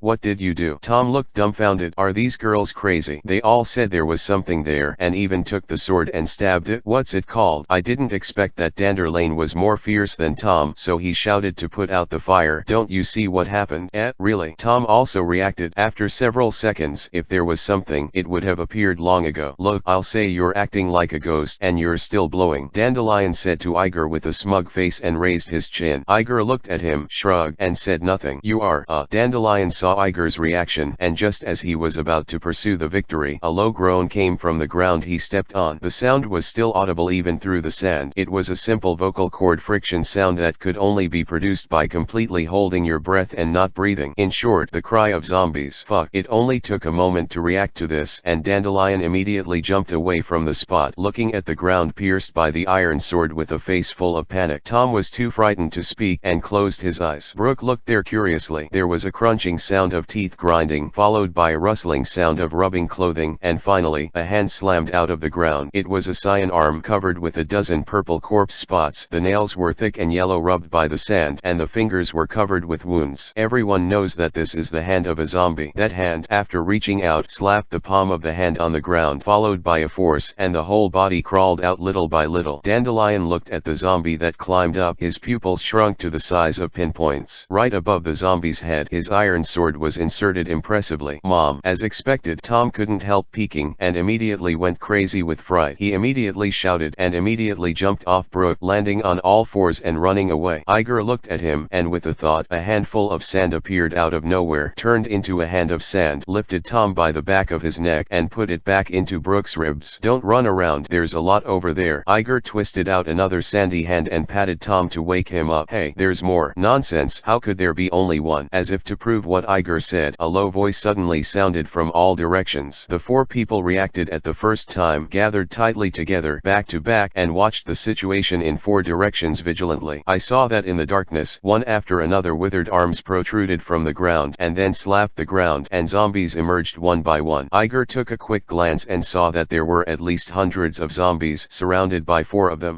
The zombie who climbed out first let out a low groan, looking at Iger with cloudy eyes. I have to eat my brain. I have to eat my brain. Chapter 62. Call your boss out. You have to eat your brains. You have to eat your brains. After the first zombie shouted the first sentence, the hundreds of zombies around followed it and whispered. Hundreds of hoarse and lifeless voices were superimposed together, and they twisted into a terrifying big whip in the air and slammed it towards the 4-IGE in the middle. Hey the cat hair on Tom's body was about to explode, turning into a small hairball, and it felt like his soul was about to float out of his body along the corner of his mouth. Yo ho ho ho. Brooke was quite calm, very interesting looking at this group of zombies who were roaring about eating their brains, and told a cold joke. My brain is not delicious. Although I have no brains, yo hoo hoo hoo. Although it was not the first time to see this group of zombies, Dandelion felt no less shocked than Tom. However, compared to the horror of zombies, what shocked her more was the ability of this Iger. She stared straight at this little kid who looked only 7 or 8 years old, her chin almost falling to the ground. How the hell did this little kid do it? How could he do such a thing? Absolutely impossible. Dandelion looked back at the zombie that appeared first, who was now roaring. His face was cut off from the nose down and replaced by a dog's mouth and cheeks, with fine stitches at the junction of the human face and the dog's face. This dog-faced zombie is outrageous. With his iron sword stuck in his brain, he was precisely looking at the direction of Iger's fingers and inserted the sword, and his original intention was to embarrass Iger. How thin is the blade? Less than 10 centimeters. How thick is it? Less than 5 centimeters. Just such a thin and long thing, inserted into the ground just right on top of this dog-faced zombie's head. What does this mean? This shows that Iger really knows that there is a zombie there. Totally no luck ingredient. This is the part that makes Dandelion the most concerned. Iger is an 8 or 9-year-old child. At this age, even if he may awaken to the domineering arrogance, it is absolutely impossible to learn the knowledgeable arrogance that requires super skill. How could he have more sensitive perception than the domineering 9 snakes? Could it be that he has some strange ability? That's not right. The hand that grabbed Tomcat just now obviously has something to do with sand, and it's impossible to have this ability. Could it be? Dandelion suddenly thought of an extremely terrifying possibility. This little boy who looks 8 or 9 years old has already realized the domineering, and it is still many times stronger than himself. Domineering. Everyone knows that it is absolutely impossible to sense a dead object with an ordinary domineering look. Only those with special talent, after decades of practice, or after practicing in a place full of corpses for a long time, can feel these dead things. Do you say this is a super genius who can awaken his arrogance and domineering before the age of 8 and has dealt with dead people a lot? Snort. Even a super genius can't beat his own king. Dandelion stubbornly believes that the 9 snakes and snakes he admires, not to mention stronger than One Piece, is at least the top combat power in the sea. It is absolutely impossible to lose in the hands of this stinky brat. Snort. There must be some details that have been overlooked, right? That's it. Dandelion suddenly found a reasonable explanation. Ding. Silently spreading fears and assumptions. Crollo's performance completion is +2%. Current completion 6%. Please continue to work hard. Iger was scrutinizing the surrounding zombies carefully, and the notification sound of the system suddenly sounded in his mind.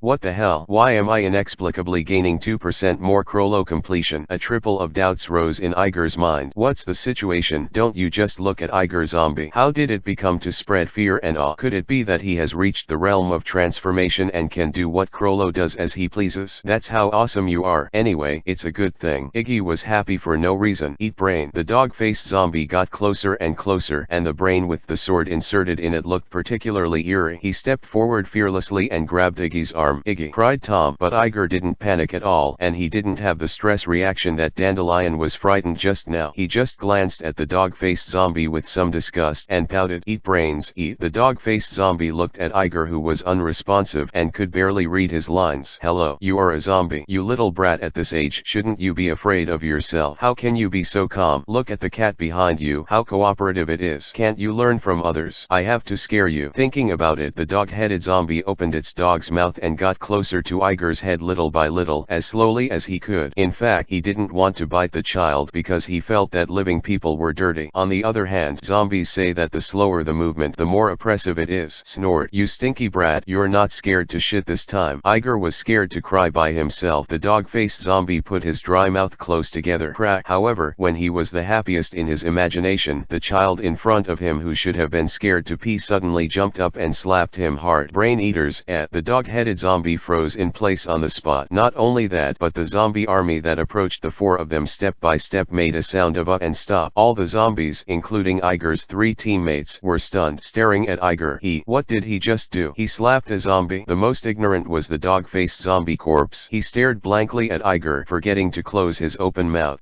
What did I just go through? One of my zombies got slapped by a living person. He couldn't slap him with the slap, and for a while he even forgot what he was going to do. The dog-faced zombie looked at Iger, then pointed to his face, just about to speak. Snap! Iger jumped up and slapped him hard again. This fan completely woke the dog-faced zombie fan. It's like bullying zombies too much. He got angry, opened his mouth and roared, "You dare to hit me?" Snap! Another slap in the face. Nonsense. It's you who was beaten. Disgusting. Go and call your boss over. Iger glared at the angry and confused dog-faced zombie, threw his hand away, and shouted, Chapter 63, I'll hit you. What's wrong? You don't bully the corpse too much. The dog-headed zombie was so wronged. He pointed at the tip of Iger's nose and growled, really? Nowadays human beings are becoming more and more immobile and know how to respect them. They are a zombie anyway. Zombies, show some respect. Okay, I don't want to be ashamed. Hey, what's wrong with bullying you? Iger raised his chin and his nostrils were wide open. Are you going to do anything? If you don't do it, I can do it. After speaking, he jumped up and gave the dog-faced zombie a big mouth. Snap! This sound was particularly clear, and everyone and the zombies present trembled. All the zombies are completely dumbfounded. I have never seen such an arrogant human being. Although he is not the kind of ferocious zombie that crawled out of the earth on his own, he is still genuine. There really is such a person in the world. Even more dazed than the zombies was Dandelion, who had been watching Iger. She looked at Iggy as if she were looking at a monster. She brought him here because she could not foresee the actions of zombies, so she always felt that this place was very scary. Originally, she planned to use the zombies here to dampen the spirit of this little brat. It didn't take long for him to use some magical skills that he didn't know, and he was even more sensitive than what he saw, and he could still feel the lifeless corpses through the ground. Before he could finish his sigh, a zombie appeared. I was thinking of borrowing a zombie to see how ugly he was when he was scared to pee his pants. After all, when he first came here, he was so scared that he cried. As a result, this guy jumped up and slapped the zombie several times. Is this really a 7 or 8-year-old child? Is he a monster? Maybe he was a zombie king in his last life and he was reincarnated as a human being in this life. Dandelion really thinks this little brat is getting more and more amazing. Of course, the most embarrassing and aggrieved was the dog-faced zombie corpse that was slapped 4 times. He touched his cracked face, which had been slapped, only to feel an air of emptiness pouring into his head. No way, his dead nerves have no sense, so he doesn't feel pain, and his dry blood vessels have no blood flow. But he was a human before his death and was infused with the shadow of a human. He knew that this was a blatant insult to him, and he mercilessly trampled on his dignity of being reborn as a zombie. What is a zombie? Of course it was made to be scary. The ultimate purpose of every zombie is to bring fear to human beings. Although he said he would eat brains, he actually felt that brains were hard to eat, and this human being trampling on his own dignity like this is unbearable or unbearable. Little brat, I'm going to eat you today. The dog-headed zombie was completely provoked and stretched out his dry arms to grab Iger. Who are you talking to? You don't understand what I'm talking about, do you? Tell your boss to come out. Iger became angry when he saw the virtue of this zombie. Why is this getting more and more aggressive? It's really just watching me being short and bullying me. If Brooke slapped you twice, you'd be kneeling here on the spot. Iger took out the iron sword that was salvaged from the system backpack and waved it casually. Ken, just listening to a crisp sword cry, one arm of the dog-faced zombie flew out with a sword light. The dog-faced zombie only felt that his body was light, and then his body lost its center of gravity and fell to the ground. Pat, and the broken arm flew so far that it took him a full 5 seconds to fall to the ground. My arm, the dog-faced zombie muttered while looking at the arm that flew out in a daze. This is a common problem with all zombies. Generally speaking, pain is a very important protection for the human body, and in quite a few cases humans can judge the danger through pain. But for zombies, the strong life and dull consciousness can allow them to survive even if they lose any part of their limbs, which also leads to them not avoiding possible pain. So I was unprepared to cut off an arm, but Iger's attention was not here. He looked at the rusty big iron sword in his hand in amazement. It just doesn't feel so good. As soon as he held it in his hand just now, Iger seemed to feel a cordial will coming from his hand. Immediately after that, with just a slight swing of his sword, Iger felt like he was about to take off. It's even smoother than ever. Holding this iron sword in his hand, it was as if his arm had an extension, and he felt that he could cut almost anything with it, including steel. Looking at the dog-faced zombie who fell to the ground with an unstable center of gravity, a perverted smile appeared appeared on his face. Iger likes this one that won't scream pain and won't die, and there is no pressure to chop. Brush brush. With 3 consecutive slashes, the dog-faced zombie was directly cut into a human stick. Gawk. Dandelion and Tom retched out, looking disgusted on the side. Yo ho ho. It seems that Mr. Iger's swordsmanship is also very good. Brooke thoughtfully looked at the rusty iron sword in Iger's hand and smiled. Holding a rusted iron sword, he was able to cut off a person's arm. I have to say that this child is very strong. Just the action is a little ugly. Brooke quietly shook his head again. The laughter he just laughed was the joke of the elder watching the younger generation, and even the compliments were just habitual compliments. He had already conducted in-depth research on swordsmanship decades ago, and the few knives that Iger had just slashed were enough to prove that he was a beginner, just very talented. Of course Iger didn't know what Brooke was thinking. He was still immersed in the joy of this iron sword. The 3 swords he saw just now, he deliberately did not use swordsmanship skills, but simply cut them down with brute force just to test the performance of the sword. The result was pleasantly surprised, as he hacked into the body of the zombie without any hindrance at all. One size fits all. No worries. The system honestly doesn't deceive me. It really deserves the S rank. Well now. Iger looked at the dog-faced human stick on the ground. Oh no, the dog-faced zombie stick. With a slight smile, with a flip of his palm, a small hole exploded on the ground in front of him. Then, he walked over and lifted the dumbfounded dog-faced zombie. You, what are you doing? The dog-faced zombie's tone was full of tension. Although he didn't feel the pain, he also knew that he was powerless to resist now. What are you doing? He. Iger inserted the dog-faced zombie into the pit, fixed it, and slapped him in the face. I'll hit you. What's the matter? Chapter 64 Advanced Swordsmanship. Snap. I'll hit you. What the hell? You talk. Iger squatted on the ground and slapped the dog-faced zombie's dog nose again with a slap in the face. The dog-faced zombie was about to cry. He had suffered so much grievance after living for so long, and his limbs had already been cut off, so he could only sew them up with the help of a ship doctor. In the face of Iger's arrogance, the dog-faced zombie is always embarrassed, unable to say anything, and can only be a mermaid. What are you? Iggy shouted, and he scratched his head again. Don't fight, big brother, woo woo. I was wrong. The dog-faced zombie couldn't take it anymore, and simply surrendered, crying. How dare you pretend to cry? Do you pretend to be pitiful? You don't pretend to be pitiful without tears. Iger's eyes widened, and he slapped him angrily. I can't cry tears. The dog-faced zombie collapsed, putting on a pitiful expression and asking for help from his companions. However, the companions cast sympathetic glances at him one by one, and then turned their heads in pain. No way. Looking at the tragic appearance of the dog-faced zombies, they really couldn't bear to repeat the fate of the dog-face. I'm sorry, dog-face. Although you are pitiful, this kid is really angry with zombies. But I really don't want to accept the perverted suture of the ship doctor. That is a pervert who doesn't know what kind of perverted people will be sewn into. I think in order to maintain the dignity of our zombies, it's better not to provoke him. We know that you are a guy who cares about the dignity of zombies, and if we go up and have our limbs chopped off to accompany you to be fanned with you, it will definitely damage the dignity of zombies. Yes, we are here to preserve the dignity of the zombies. Dog face. Sorry. The zombies who were observing around you took a look at me and said all the words in your heart, and finally found a super lame excuse. To show their sincerity, they also sent a few zombies to run over and pick up the limbs of the dog face. Don't be afraid, dog face. We'll keep those arms and legs for you, shouted a zombie spitting out snakes. You bunch of idiots. The dog-faced zombie screamed in the sky, secretly hating that he had made friends carelessly. After so many years, he was stunned that there was not even one willing to come out to protect him. Shut up. Iger slapped the dog-faced zombie again and shut himself up completely. Then he spat bitterly and sat on the top of the dog-faced head, moving his sore wrists. Dandelion, who was on the side, looked at the boy with disgust. Are you a pervert? It's addicting to smoke a zombie. Whoever marries you in the future will definitely have blood mold for 8 lifetimes. People like you must be prone to domestic violence when you grow up. She decided to stay away from this guy. A man who likes to brag, is competitive, and has a tendency to violence. It is better to have less contact. Men are so scary. If Iger knew what Dandelion was thinking at this time, he would have vomited blood. You are completely forced by life. Some people look handsome, but they are destined to struggle madly on the road against baldness. Yes, Iger's move seems to be to vent his anger, but in fact it is a great struggle for his own hair. Ding! I detected the master's perverted actions towards the enemy. He is very perverted to the enemy and friendly to his own people. The completion degree of Krollo's roll is plus 2%, and the current completion degree 8%. The master is really getting better and better. Sure enough, after completing the vote, the system notified him. Phew, you can breathe a sigh of relief. 8% is 3% less than Saitama's 11%. Come on, hair is in sight. Iger's eyes lit up with hope. hope. However, Ding detected the spread of fear to non-human beings, got the evaluation Feara of Freaks, Saitama's role completion degree plus 4%, current completion degree 15%. Ding, oops, people want to cheer for the master more and more. Come on, master. The master is the best. Before Iger could finish being happy, another announcement came from the system, and he was still dancing below after the announcement. You really did it on purpose. My motherfucker was exhausted and worked hard, and Krollo's progress only increased by 2%. 2%. If it reaches 100%, I can't slap more than 2,000 people in the face. This is good. Saitama's side directly added a ghost evaluation. What a fool. Iger was angry, and his fierce eyes stared directly at the zombies around him. All the zombies trembled in unison, and they felt at the same time that something happened to the human child in the middle. If that's the case, Iger stood up slowly. With red eyes he drew out the rusty iron sword, which cut through the air and pointed at the zombies. I'm going to cut you all into sticks. Hey, don't make too much progress, kid. Immediately, the zombies shouted in dissatisfaction. Yes, don't be too arrogant. The zombies roared in anger, but although they were aggressive, in fact, each zombie's footsteps were quietly retreating. This guy is simply insane. Everyone thought so. Where are you monsters running? See if I don't cut you down. However, the little devil on the opposite side seemed to not follow the rules of the rivers and lakes at all, and rushed over with the iron sword in hand. Seeing this, the zombies hurriedly shoved and tried to run away. However, the muscles of these zombies are already rotten, and they are in a state of crowding. How can they run faster than Iger, whose speed has been strengthened several times? Almost in an instant, Iger held the iron sword like a ferocious lion rushing into the flock. A few sword lights flashed, and a row of severed limbs flew up. Wave slash, ghost slash, moonlight sword. The names of the moves were called out by Iger's tender voice, and there was no sense of disobedience, followed by sword lights raging in the zombies one after another. Iger's roar was mixed with the crackling sound of the broken limb and the broken arm falling to the ground. You bastards, what are you running for? Bullshit. You cut us down and run away. The zombies answered in unison. Don't run. Iger raised his sword and slashed another zombie, suddenly having a strange feeling. The iron sword in his hand seemed to vibrate, cut again, and shake again. Not only that, he felt that with the constant vibration of the iron sword, his swordsmanship seemed to be slowly increasing, and even the sense of stagnation that he had just acquired a new skill had disappeared. If the feeling just now was that he was suddenly taught martial arts, then now he feels that the martial arts of this body are clearly cultivated by himself. Chapter 65 Absalom. Iger slashed a zombie in half with another sword, reconfirming that the sense of harmony he had just felt was true. Every time I use my sword, I can feel that my mastery of swordsmanship becomes more and more like my own. Techniques that have taken decades to hone are being mastered by him little by little at a speed visible to the naked eye. And as more and more zombies fell to the ground, Iger felt that the iron sword in his hand was shaking more and more, as if he became more and more excited with his mood. System, what's going on here? Why is this iron sword getting more and more shocking? Iger asked the system his own question between slashing zombies. Ding, such a master. This salvaged iron sword was actually salvaged in the sea that communicates with other worlds. So what? Ding, so there are some mysterious powers it carries, and there is no way for others to bring the complete data to the master. Now I only know that this is an iron sword with a story. Okay, get out of here. What's the use of you? Iger roared while slashing, while his brain was running fast. Iger controlled his body to stop and slightly slowed down the rhythm of slashing zombies. The iron sword in his hand suddenly started shaking like a child asking for candy. It's like there's always a kid knocking on the door before Halloween, trick or treating. It's really tricking. Its power is so great that Ig can't catch it when it shakes, so he has to catch up with the zombies again, chop melons and vegetables, and continue to chop zombies. Sure enough, as soon as it chops, the iron sword will be much quieter, and it will also use special power to correct the trajectory of Iger's sword, so that Iger's swordsmanship can be improved at a speed visible to the naked eye. At the same time, Iger also noticed that every time he cut off a zombie's body, the rust of the knife seemed to fall off a little. This is definitely not normal. When Iger first got this knife, I thought it was an S-class thing anyway, and I'd see if I could scrape off his rust. Result: Iger found that whether it was picking with a fingernail, sharpening it with another knife, thrashing with a whetstone, and even finding a chainsaw, the rust on this iron sword has not fallen off at all. It really didn't fall off at all. Now it seems that this rust is the seal. Every time you cut something, a little bit of the seal will be lifted, and after all the seals are lifted, it's time for the supreme knife to take shape. This iron sword is really a spiritual weapon. Iger suddenly felt that the autumn water of Longma was not so fragrant anymore. Although he has never used other famous knives, he has at least used a naval soldier's saber. Compared with this iron sword. The sharpness of the saber is simply the difference between a brick and a piece of paper. Not only that, the texture of this iron sword is definitely countless times harder than an ordinary saber. It is no exaggeration. Iger feels that even if it is a big sharp knife, it is nothing more than that. What's more, this is a spiritual sword that can grow and help you level up. Be sure to chop off all his rust. Iger secretly made up his mind. Not far away, the three of Dandelion looked at each other with helpless expressions as they watched Iger slashing zombies with great joy. What's wrong with this guy? Why is he going to chop zombies like crazy all of a sudden? Dandelion looked black. Yo ho ho ho. It's nice to be young. Mr. Eagle is so energetic. Brooke still smiled lightly. Then what? Should we catch up? I think he's running farther and farther. Tom grasped the point of the question. If there is no Iggy, Tom doesn't know how he can go back safely with the two people who have been defeated here. Just as they were talking, the three saw Iger slashing more and more vigorously, and his two small hands swooped deep into the zombie team like electric fans. Hey, Iggy, wait for us, Tom shouted loudly, jumping out of Brooke's arms and running in the direction of Iggy. You kid, don't run around. What should you do if you get scattered? Dandelion scolded and followed. Yo hoo hoo hoo. Then I'll follow along too. The three of them reached a consensus in the blink of an eye and chased after them.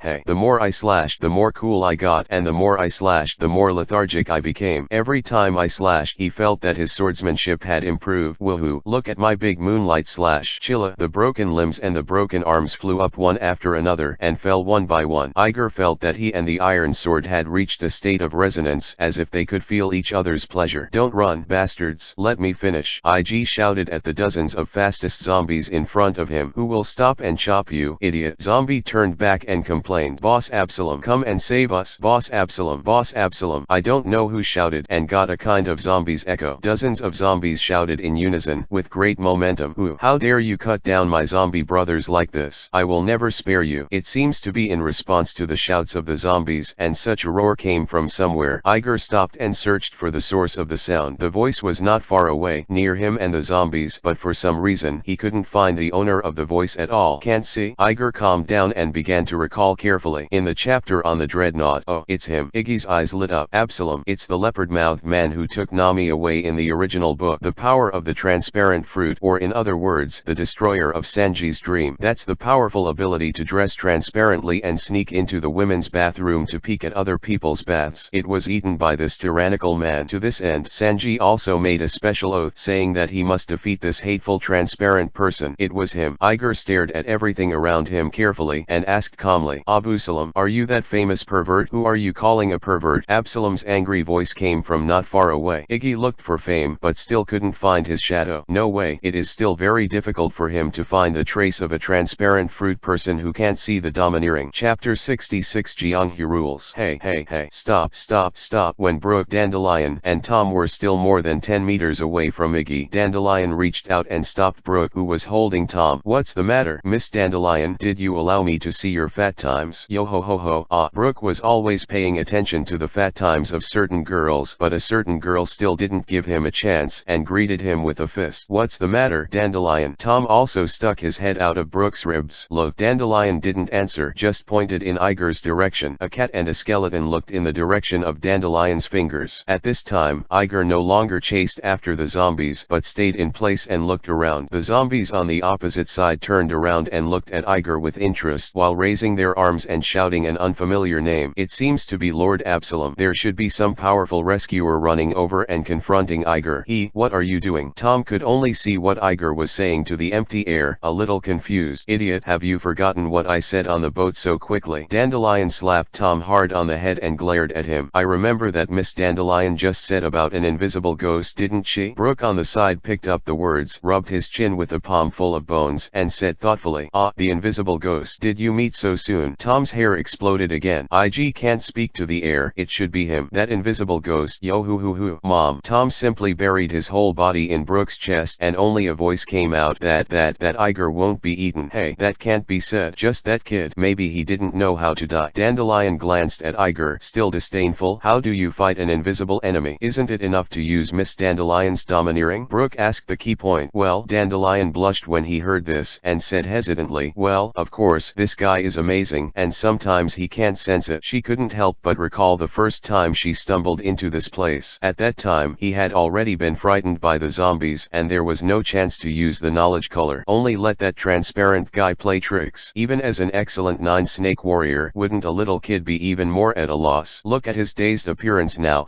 I could feel the zombies just now. It really was luck. There was an expression of seeing through the truth on Dandelion's face, just waiting to see Iger's joke. See what you do. Compared with Dandelion, Tom is not so calm. What?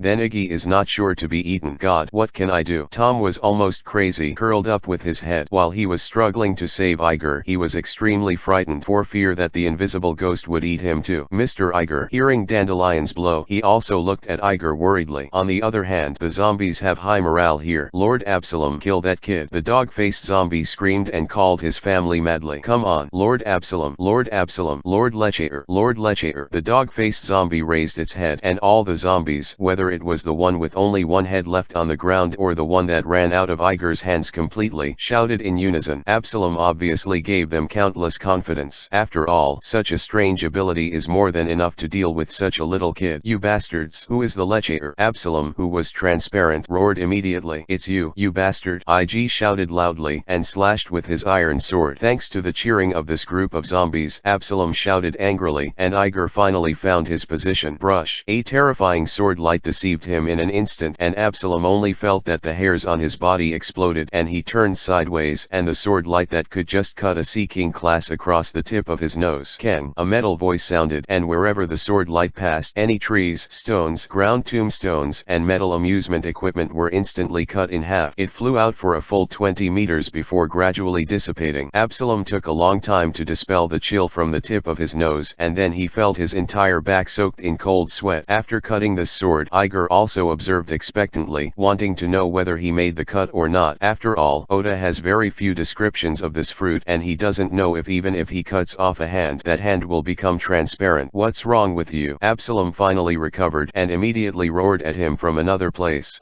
Missed the cut? Iger was a little puzzled. The blow he just aimed was very accurate, and it was also his fastest attack speed. Did he miss it? It looks like this Absalom is very powerful. Iger suddenly became interested in this Absalom. Fart. This is a battle, of course. We must seize every opportunity to output, Iger retorted mercilessly. At the same time, he was still carefully observing the changes in the surrounding environment and pricked up his ears to listen to the sound. You can't follow the rules of the rivers and lakes. They haven't finished their words yet. If you come up, cut them. Absalom was obviously frightened by the memo just now and was quite emotional and even moved out of the rules of the rivers and lakes. However, what responded to him was, Iger recognized his location again, and he drew his sword and slashed. Fuck Nima. Absalom was so frightened that his scalp almost flew, and he hurriedly rolled out. One hit and missed. Iger stopped again and spoke again. You said I hit you, you pervert. Just as Absalom was about to answer, he suddenly reacted and tightly covered his mouth. Absolutely can't speak. As soon as he speaks, this kid will slash people. Steeply avoiding the original direction, Absalom sneaked around behind Iger. Fortunately, this crazy boy didn't find himself. Hey, it's my turn this time. Absalom raised his fist high, aimed at the unsuspecting back of Iger's head, and slammed it down. Chapter 67 Destroy You. On behalf of the bathhouse, the zombies on this side didn't know what happened, so they could only shout for cheers, but Dandelion on the other side felt that Absalom's position had changed, but she wasn't going to tell Iger. 20 looked at Iger's reaction with his arms crossed. Dandelion, how's it going? Tom stared at Iggy nervously, worried that he would be eaten by the ghost, and disappeared. It's not a big problem, we can only watch. Even if I speak out, he won't be able to react. Dandelion is also staring at the battlefield. She didn't lie about this. If Iger couldn't feel Absalom's movements at all, he would definitely have to be beaten passively, because no matter how fast he reminds him, it will take some time for Iger to react when he hears it, and within this period of time, the attack is already in place. More importantly, she has to personally confirm whether this Iger will be domineering. She firmly did not believe that this 7 or 8-year-old child could learn to be domineering at this age. Miss Dandelion, since you can only watch the battle, why don't you let me take a look? Go away. The three people watching the battle are talking, and Absalom's fist has been smashed over there. His punches were extremely quiet and extremely fast, and Iger was unsuspecting and was punched firmly in the back of the head. Hey, got it? Absalom's fist and words reached Iger's head at the same time. Puff. With a muffled sound, Absalom directly blew Iger's head off. It was like a covered sand sculpture was kicked, and Iger's head instantly turned into scattered sand. In the dark light, the sand that splashed out was like blood plasma.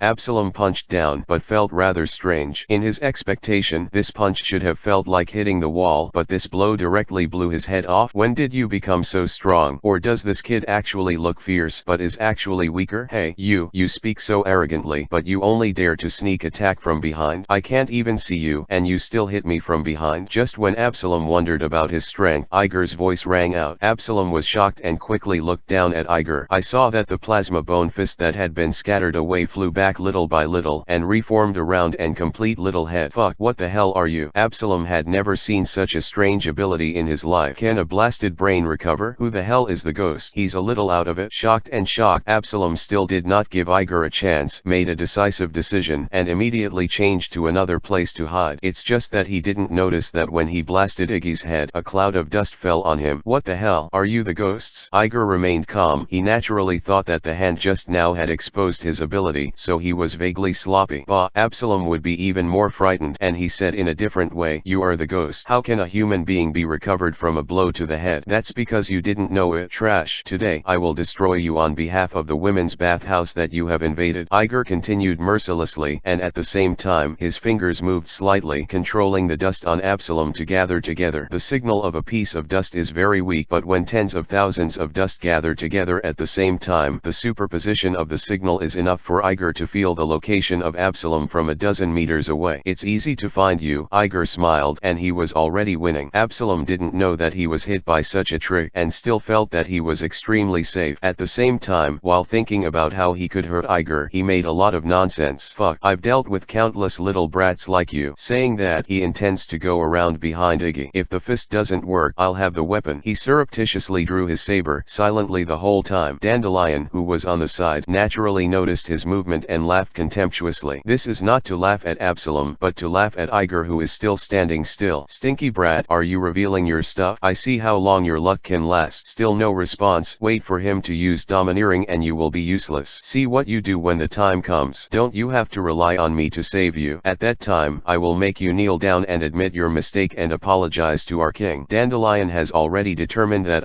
this little brat is not domineering at all, and has a considerable sense of accomplishment. When she thought of how this kid was crying and admitting her mistake, she felt a burst of excitement in her heart. No way. Who made this kid really like to pretend? Absalom had already circled right behind Iger, and Iger had finally finished dispatching the sand. A small stain of sand appeared on Absalom's clothes. At the same time, as if tens of thousands of satellites were sending signals at the same time, the weak signal in Iger's mind was suddenly amplified countless times. Behind Iggy's eyes were instantly clear. Almost at the same time, Absalom, who was behind him, raised the knife high and jumped towards Yig. It's now. Dandelion's pupils on the other side suddenly shrank. Without any hesitation, the powerful muscles of her calf instantly exerted force, and her whole figure rushed out like a rocket. What happened? Brooke and Tom looked at each other, wondering what was going on. I said, Iger will destroy you today on behalf of the women's bathhouse. When the signal entered Iger's mind, Iger also learned about Absalom's actions. With a slight smile on the corner of his mouth, the iron sword silently split the air and gracefully drew a crescent shape in the air. Eat my moonlight sword, yay. The iron sword rose from the bottom up, facing the saber cut down by Absalom. The sword body of the iron sword was already shaking with excitement, and a faint blue sword energy was already rippling out. Everything happened in an instant, and Iger had even foreseen that his sword would directly smash his sword, cut off his arm, and split his chest. Result: at the same time that the sword energy was splitting out, Dandelion, who flew over like a rocket, was also in place. She stretched out her hands directly, hugged Iger by the waist, and then turned over to avoid the iron sword that Iger swung up. Keng! A crisp sword cry sounded, and then a twisting sword chi shot up into the sky. Boom! At the same time as the sword energy rose, the two figures hugging each other flew out sideways at an extremely fast speed and directly hit a tombstone 10 meters away. Chapter 68. I Slip. When the four of Iggy were fighting in a mess on the side of the amusement park, on the other side, Brother Will took the Navy soldiers to discover the new situation. After the 4 separate operations with Iger, Brother Will took a group of Navy soldiers into the forest path with ghost trees on both sides. Along the way, the ghost trees on both sides kept swaying and shaking, and there were all kinds of strange sounds between the trees. A few Navy soldiers were extraordinarily daring. They insisted on seeing what was wrong with these ghost trees. They took a handful and approached the ghost trees. The result: a big face was hanging from the tree looking at him. Fuck! The sailor screamed and fell to the ground. What's wrong? Brother Will heard the sound and ran over. Face. The new recruit was obviously startled. He faltered and couldn't speak, but just pointed to the ghost tree in front of him. Brother Will followed his hand and looked over, and his scalp exploded with fright. Fuck Nima, what kind of monster is this? He also shouted, swung his saber and chopped it. Oops. The ghost tree had no ability to resist at all and just whimpered and cut it into 2 pieces. Mummy, kill the tree. Hell,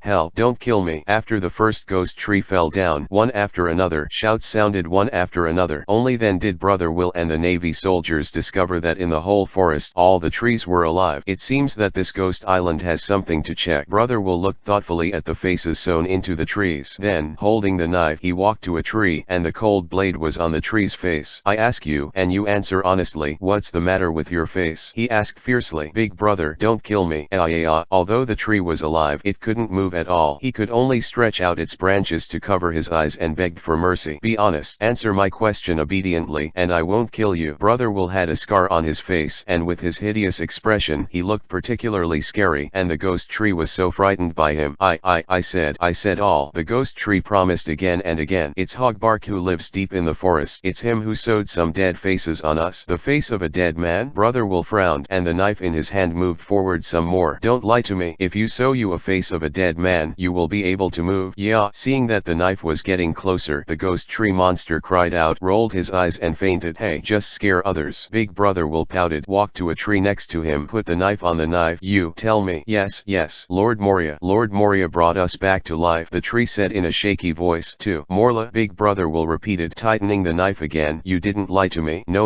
Ghost tree shook his head again and again. Mariah, that's a great pirate who immediately became a member of the Shichibukai just after the establishment of the Shichibukai system. The relationship between Kaiwahei and the Navy has always been delicate. There is no arrest order, and it is illegal to come up to make trouble. As soon as Brother Will turned his mind, he wanted to understand the connection, and immediately ordered, everyone, go back to the boat and let's explain the situation to Lieutenant General Garp. The Marines shouted yes in unison, and then followed in the footsteps of Brother Will and returned the same way. On the dog-headed warship, Jinbe sat cross-legged on the deck, looking at the wobbly ghost trees around him. He covered the distance of about 10 meters around the dog-headed warship with his own vision, ensuring that he could detect the situation in any direction. This place is extremely dark, and the response of the eyes has become very slow. Only seeing and hearing can be reliable. The wind was blowing gently, as if everything was normal. Suddenly, Jinbe felt as if something was approaching the warship, but the feeling was so thin it was almost fleeting. Out of a sense of responsibility, Jinbe decided to take a tour of the dog-headed warship. Pushing open the door of the corridor, a gloomy aura rushed towards my face, and the aura I felt just now was a little stronger. Turning on the light at will, the faint light fainted, and the feeling was suddenly diluted several times. Is it because it's too dark? Jinbe muttered to himself and continued walking until all lights are turned on. That feeling completely disappeared. It seems that it's really because it's too dark. Jinping thought thoughtfully, I still haven't practiced enough, and I'm actually afraid of the dark. He looked at Garp and Pakito's bedroom again. At this time, only the two's bedroom was dark, and Jinbe was too embarrassed to disturb the two sleeping people. I can really sleep, Jinping sighed, and then stepped onto the deck again. However, he did not feel that in the darkness of Garp's bedroom, a figure with a long neck and a big belly slowly emerged, holding a pair of large scissors in his hand. Amusement park. Absalom was standing upright at this time, his head tucked into his shoulders tightly, and cold sweat poured out one after another. Too terrifying. It's just horrible. What was that just now? Has the dragon come over? No, that's not the sword energy that a rotten corpse can chop out. He was well prepared to sneak attack, but this stinky brat suddenly waved the sword energy backwards. At that time, Absalom even imagined that he had been slashed in half, but suddenly a figure appeared, and the sword chi distorted, wiping the tip of his nose and flying up. Is that human being? No, I can't hang around with these people anymore. I have to get away quickly. My life is important. My life is important. Thinking about it, Absalom didn't dare to breathe and tiptoed away. Iggy, are you alright? Tom shouted from a distance with a sigh of relief when he saw Dandelion pounce on Iggy. Thank goodness Iger was saved. This Dandelion ran so fast just now. Fuck, it hurts me. Iger was knocked down by Dandelion, and it was too late for any elementalization. He flew out all the way. His head was knocking on the tombstone, and the tombstone was cracked. At this moment, Iger was stunned, feeling that there were countless stars spinning in his head. Dandelion was much better, but he also raised his head sullenly, looked at Iger with a grim expression, and said with an expression, I said you're fine. Don't be brave. If it wasn't for me, you would have been stabbed to pieces. What? If it wasn't for you, I would have been stabbed to pieces? Eagle looked at Dandelion blankly. Yeah, you didn't feel it, did you, brat? Dandelion looked at the surprised expression on Iger's face and was very satisfied. Stinky boy, don't know what's going on? Well, you're too embarrassed to say that. Iger's eyes suddenly suddenly became sharp. Chapter 69 I use you to save me. Iger's sudden fierceness was something Dandelion didn't expect. In her imagination, the Iger at this meeting should not be that he was unprepared for that invisible guy. He was about to be stabbed through, and he saved him by himself. And then he asked himself why. What does it mean to suddenly turn around? What do you mean by this? My mother saved you. Dandelion looked at the angry child under him angrily. Co-authoring the old lady saved you, but you are still playing with the old lady, right? Just because the old lady didn't take care of your face and forcibly rescued you. Is face more important or life is more important? Dandelion suddenly remembered his little sister. When he was 7 or 8 years old, he played games like this. He was about to lose, and he didn't even let anyone guide him. It's just stubbornness. What do you mean underscore underscore? This move of my own is well prepared, and immediately Moonlight Slash will defeat the enemy with one move. As a result, a big black rat sprang out from nowhere and threw himself out straight. Coincidentally, it was just in time for his own move. With that knife, at that moment the hand crooked and the whole strength was dissipated. Good guy. Co-author, this is an actor. Resolutely protect your opponent. Now you still have the face to tell yourself that you saved yourself. Did you save your uncle? Hey, you stinky bastard. Why are you so rude? Dandelion couldn't bear it any longer. You talk like that to your savior? It's so frustrating. This kid, let it go. The keywords are still lacking. Dandelion almost wanted to slap him in the face, but he forcibly held back because he was still young. Alas, you saved my life. You have the guts to say it. If it weren't for you, the piece would have been cut in half by now. Iger was so mad that there were such unreasonable people in the world who ruined your good deeds and said that he saved your life. It just doesn't make sense. You stinky bastard, don't you want to show your face? Dandelion couldn't believe him anymore. You are a bastard who doesn't know anything about sex. You took your head to get a fist, and you want to take it again with a domineering arrogance. Sword. I'm really beeping a dog. Do you have such strong words as you? Iger snarled simply. Can't you see the sword I cut just now? That's right. I'll take the risk of being cut by you to save you. Dandelion became more enthusiastic. Me. Iger's blood was on his head, and the tyrannical overlord was almost uncontrollable in an instant. Mr. Eagle, Miss Dandelion, please be patient. Seeing this, Brooke quickly stepped forward and pulled the two people who were about to pinch away. Why don't you just fight before the battle is over? There's a quarrel. He ran away a long time ago. The two roared in unison. Yo hoo hoo hoo. So we should find out where he went, Brooke said. The two of them seemed to understand, looked at each other the same, and then turned away at the same time.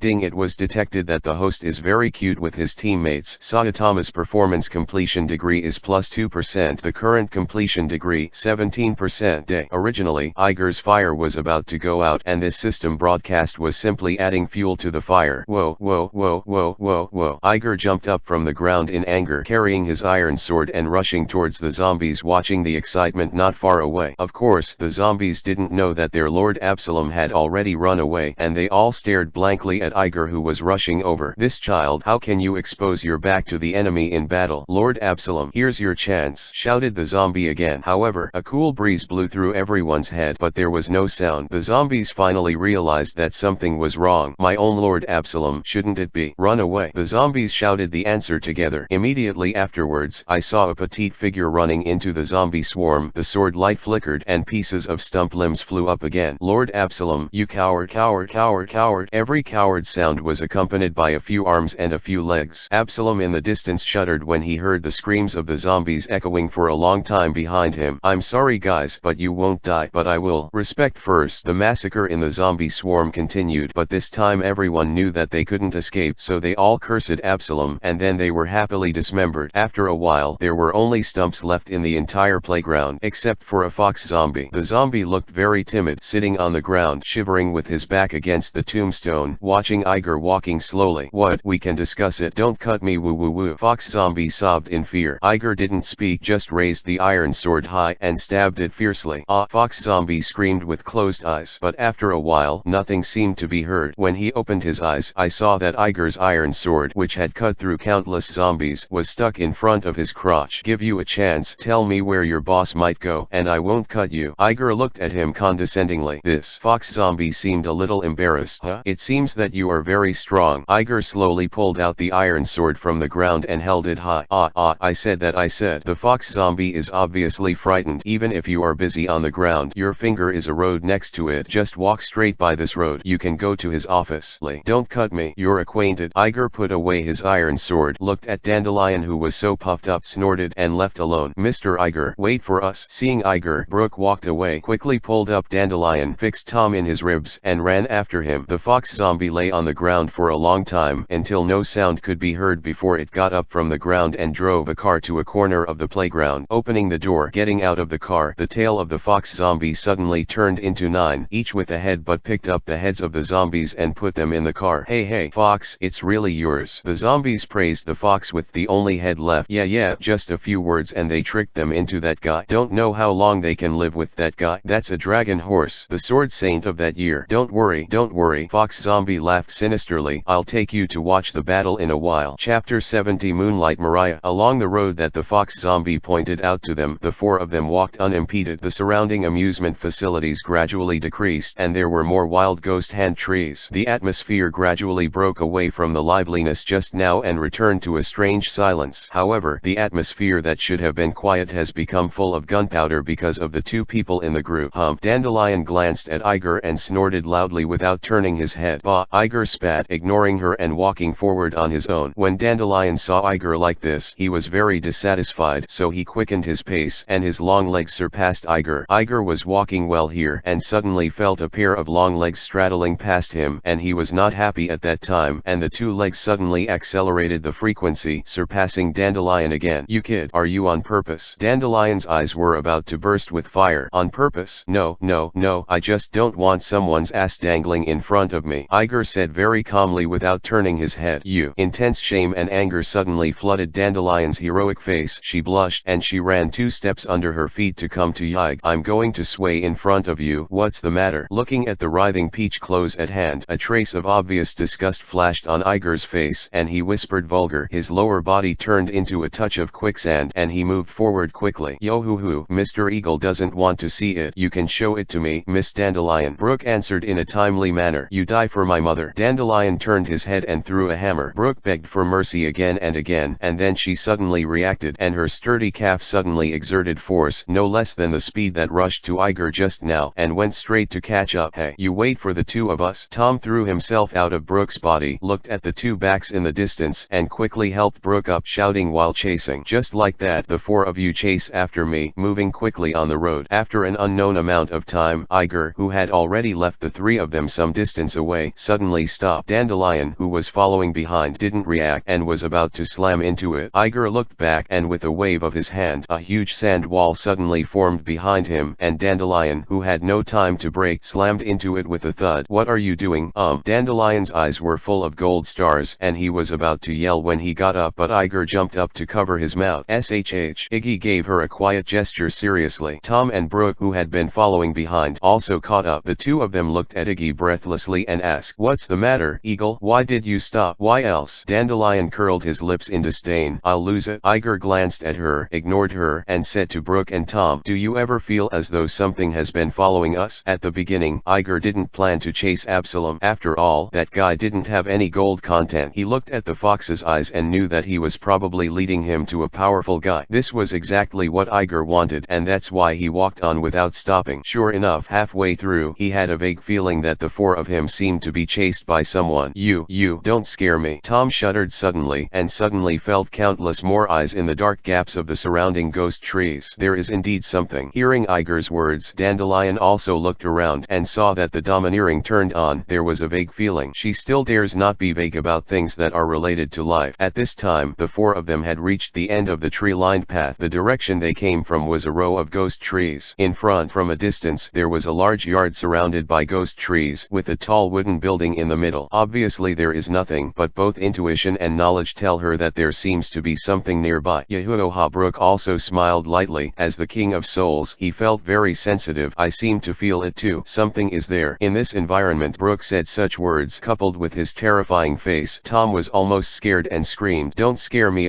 there shouldn't be any ghosts here, woo woo. The other three all held their breaths and didn't have the energy to respond to Tom. Tom, who was still crying at first, was suppressed by the invisible fear as the air was eerily quiet and he got into Brooke's ribs and did not dare to make a sound. Iger looked around nervously. The sand on the ground told him something, but he couldn't tell where. He can only observe by himself. Sudden, Iggy's eyes moved. He was surprised to find that behind Dandelion, in the shadow of the ghost tree cast by the moonlight, something moved. Immediately afterwards, as if a sea king emerged from the sea, the shadow that was not too big or not not small, actually bulged upwards and slowly condensed into a human shape, holding a huge scissors in his hand. Iger reacted instantly and shouted at Dandelion, "Dandelion, be careful." Dandelion was also in a state of nervousness. The moment Iger shouted, she also felt something popping out from behind her. Goosebumps suddenly aroused behind him. Dandelion jumped up like a frightened cat, and after rolling in the air for a few laps, he landed steadily on the ground a few meters away. This time, even Tom and Brooke reacted, and the four people's eyes converged on the tall figure holding the scissors. Dandelion looked at him, his pupils shrank instantly, and then his whole body filled with fighting intent, and squeezed out 3 words from between his teeth. "Emo, Leah." "Yeah, Mr. Eagle." The shadow below was taken by this person. Brooke also frowned and said solemnly. Iger nodded, indicating that he knew, and his eyes were fixed on Moria in front of him. He has a sense of ambiguity. The Mariah in front of him is much stronger than the one shown in the comics. He has never seen one hand in the shadows alone. The atmosphere suddenly became tense. "Hey, I was thinking of collecting your shadow too, but that kid is really in the way," Mariah said to Dandelion in a familiar tone with a sharp voice. "You bring back my sister's shadow." Dandelion met with an enemy. His eyes flushed instantly, and he drew his sword. "Ha ha ha ha, I just saw you on the way. I still have something to do. Let that guy play with you." Before Moria could speak, a shocking sword light slashed towards her at a terrifying speed. Chapter 71 Juggernaut appears. Ryoma. There is no response at all, and I have no idea who, when and where they wielded such a terrifying sword. The cyan sword energy instantly increased in the air, turning into a crescent moon. With a terrifying sound, howl mercilessly slashed towards Dandelion, who was about to slash with his sword. Dandelion's hair stood on end in an instant, and a premonition of death struck his heart. Without hesitation, she immediately retracted the knife, landed on the ground and jumped backwards. Brush. Almost at the same time, King Yudeogwang rubbed against the tip of her nose, cutting off a few strands of hair. This knife attracted the attention of the four of them, and they turned their heads to look, and saw a zombie in a GI with a high ponytail on its head. Iger glanced at the knife in the zombie's hand, the complex dark brown pattern, the smooth water-like blade, and the sharp blade with a coldness. Famous knife, Autumn Water. He recognized the knife at a glance. No way, this knife really impressed him too deeply. Since this knife is Kiyoshui, the person holding this knife, Juggernaut, Ryoma. Ha ha ha ha ha ha ha ha. You guys just play slowly, I'm going to make new friends. Seeing that Ryoma slashed Dandelion back with one sword, Moria laughed proudly, and swaggered behind Ryoma. Iger narrowed his eyes and saw a struggling shadow in Mariah's hand. It looks familiar, but where have you seen it? He can't remember. Outsiders, accept the sanctions. The dragon horse held the autumn water in his hand, and his imposing manner was not angry, but just standing there made people feel suffocated. Dandelion saw Moria strutting away, and the fire was so great that he immediately wanted to draw his sword and cut the stinky zombie. And Iger was quite excited when he saw the dragon horse. He was pulling out his iron sword to go forward, but was stopped by a palm with only bones left. Turning his head, Brooke also stopped Dandelion with his other hand and stood in front of the two. "Mr. Eagle, Miss Dandelion, please let this guy down." Brooke took Tom out of his ribs, put it on the ground, and pulled out a snow-white sword from his cane. Since they are both corpse swordsmen, it is necessary to do some tricks. Wait a minute. Iger just wanted to speak, but saw a flicker of cold air, and Brooke's sword, with the cold air, rushed straight to the dragon horse. Wanquan swordsmanship. Join us. Facing the aggressive Brooke, the dragon and horse did not dodge or dodge. Kiyoshui swayed in front of him, and the flowing water-like blade flashed a sword-like kang. A sound of metal clashing sounded, and Brooke and Ryoma passed by. Both sides put on the posture of withdrawing their swords back to back, as if they were waiting for something. Iggy and Dandelion on the side looked at Brooke, who was closing, and for a moment thought he was handsome. "Although I don't know where you are sacred." Brooke put away the knife very gracefully, chuckling in a low magnetic voice, "But your swordsmanship is really quite good. Yo ho ho." After saying that, he fell to the ground with a thud. "Yo hoo hoo hoo. Old people, the bones are a little loose." Brooke patted his broken waist and laughed helplessly. So strong. There was a trace of fear in Dandelion's and Iger's eyes. On the way here, Dandelion and Brooke learned swordsmanship, and without being domineering, Brooke completely abused Dandelion. This is actually a trick. Second, as expected of the sword Saint Ryoma, so strong. There was a touch of excitement in Iger's eyes. "Hey, it's really unreliable. Stand back, you kid, and see how the old lady slashed this zombie." Dandelion snorted, pushed aside Ig, who was about to draw his sword, and stepped forward. "Fuck, what are you all doing?" Iger was staggered back, and when he reacted again, Dandelion had already jumped high. "Don't talk nonsense. This is the honor of a swordsman, and if you see a swordsman, you will definitely meet." Dandelion shouted in the air, holding the iron sword high in his hand. "9 snakes, open the mountain." In fact, Dandelion's idea is very simple. Just looking at Iger's action of slashing smashing zombies. It is obvious that he does not know how to use swordsmanship. This is a joke in front of the zombie who killed Brooke with one sword. You must know that the sword light that you evaded just now is armed, and the kid who doesn't even know how to use swordsmanship is facing this kind of guy. Even if he has the ability of the natural system, it is a dead end. Anyway, I can still fight hard, but if I can't, I will delay the time to let these two little devils escape. In short, there is no reason to hide behind children. All the armed colors spewed out and covered Dandelion's sword, and the unique breath of 9 snakes spread. Dandelion is clearly a girl, but this sword has the aura of a mountain, like a meteor from the sky, smashing straight at the dragon and horse. Ryoma was expressionless and unmoved at all until Dandelion had smashed down and then slowly raised the sword. Keng. Another clear sound. This time, Ryoma seems to have made a ruthless attack. I saw Dandelion's sword shattered directly in the air. A mouthful of blood spurted out of her mouth, and then her whole body fell to the ground like a broken kite.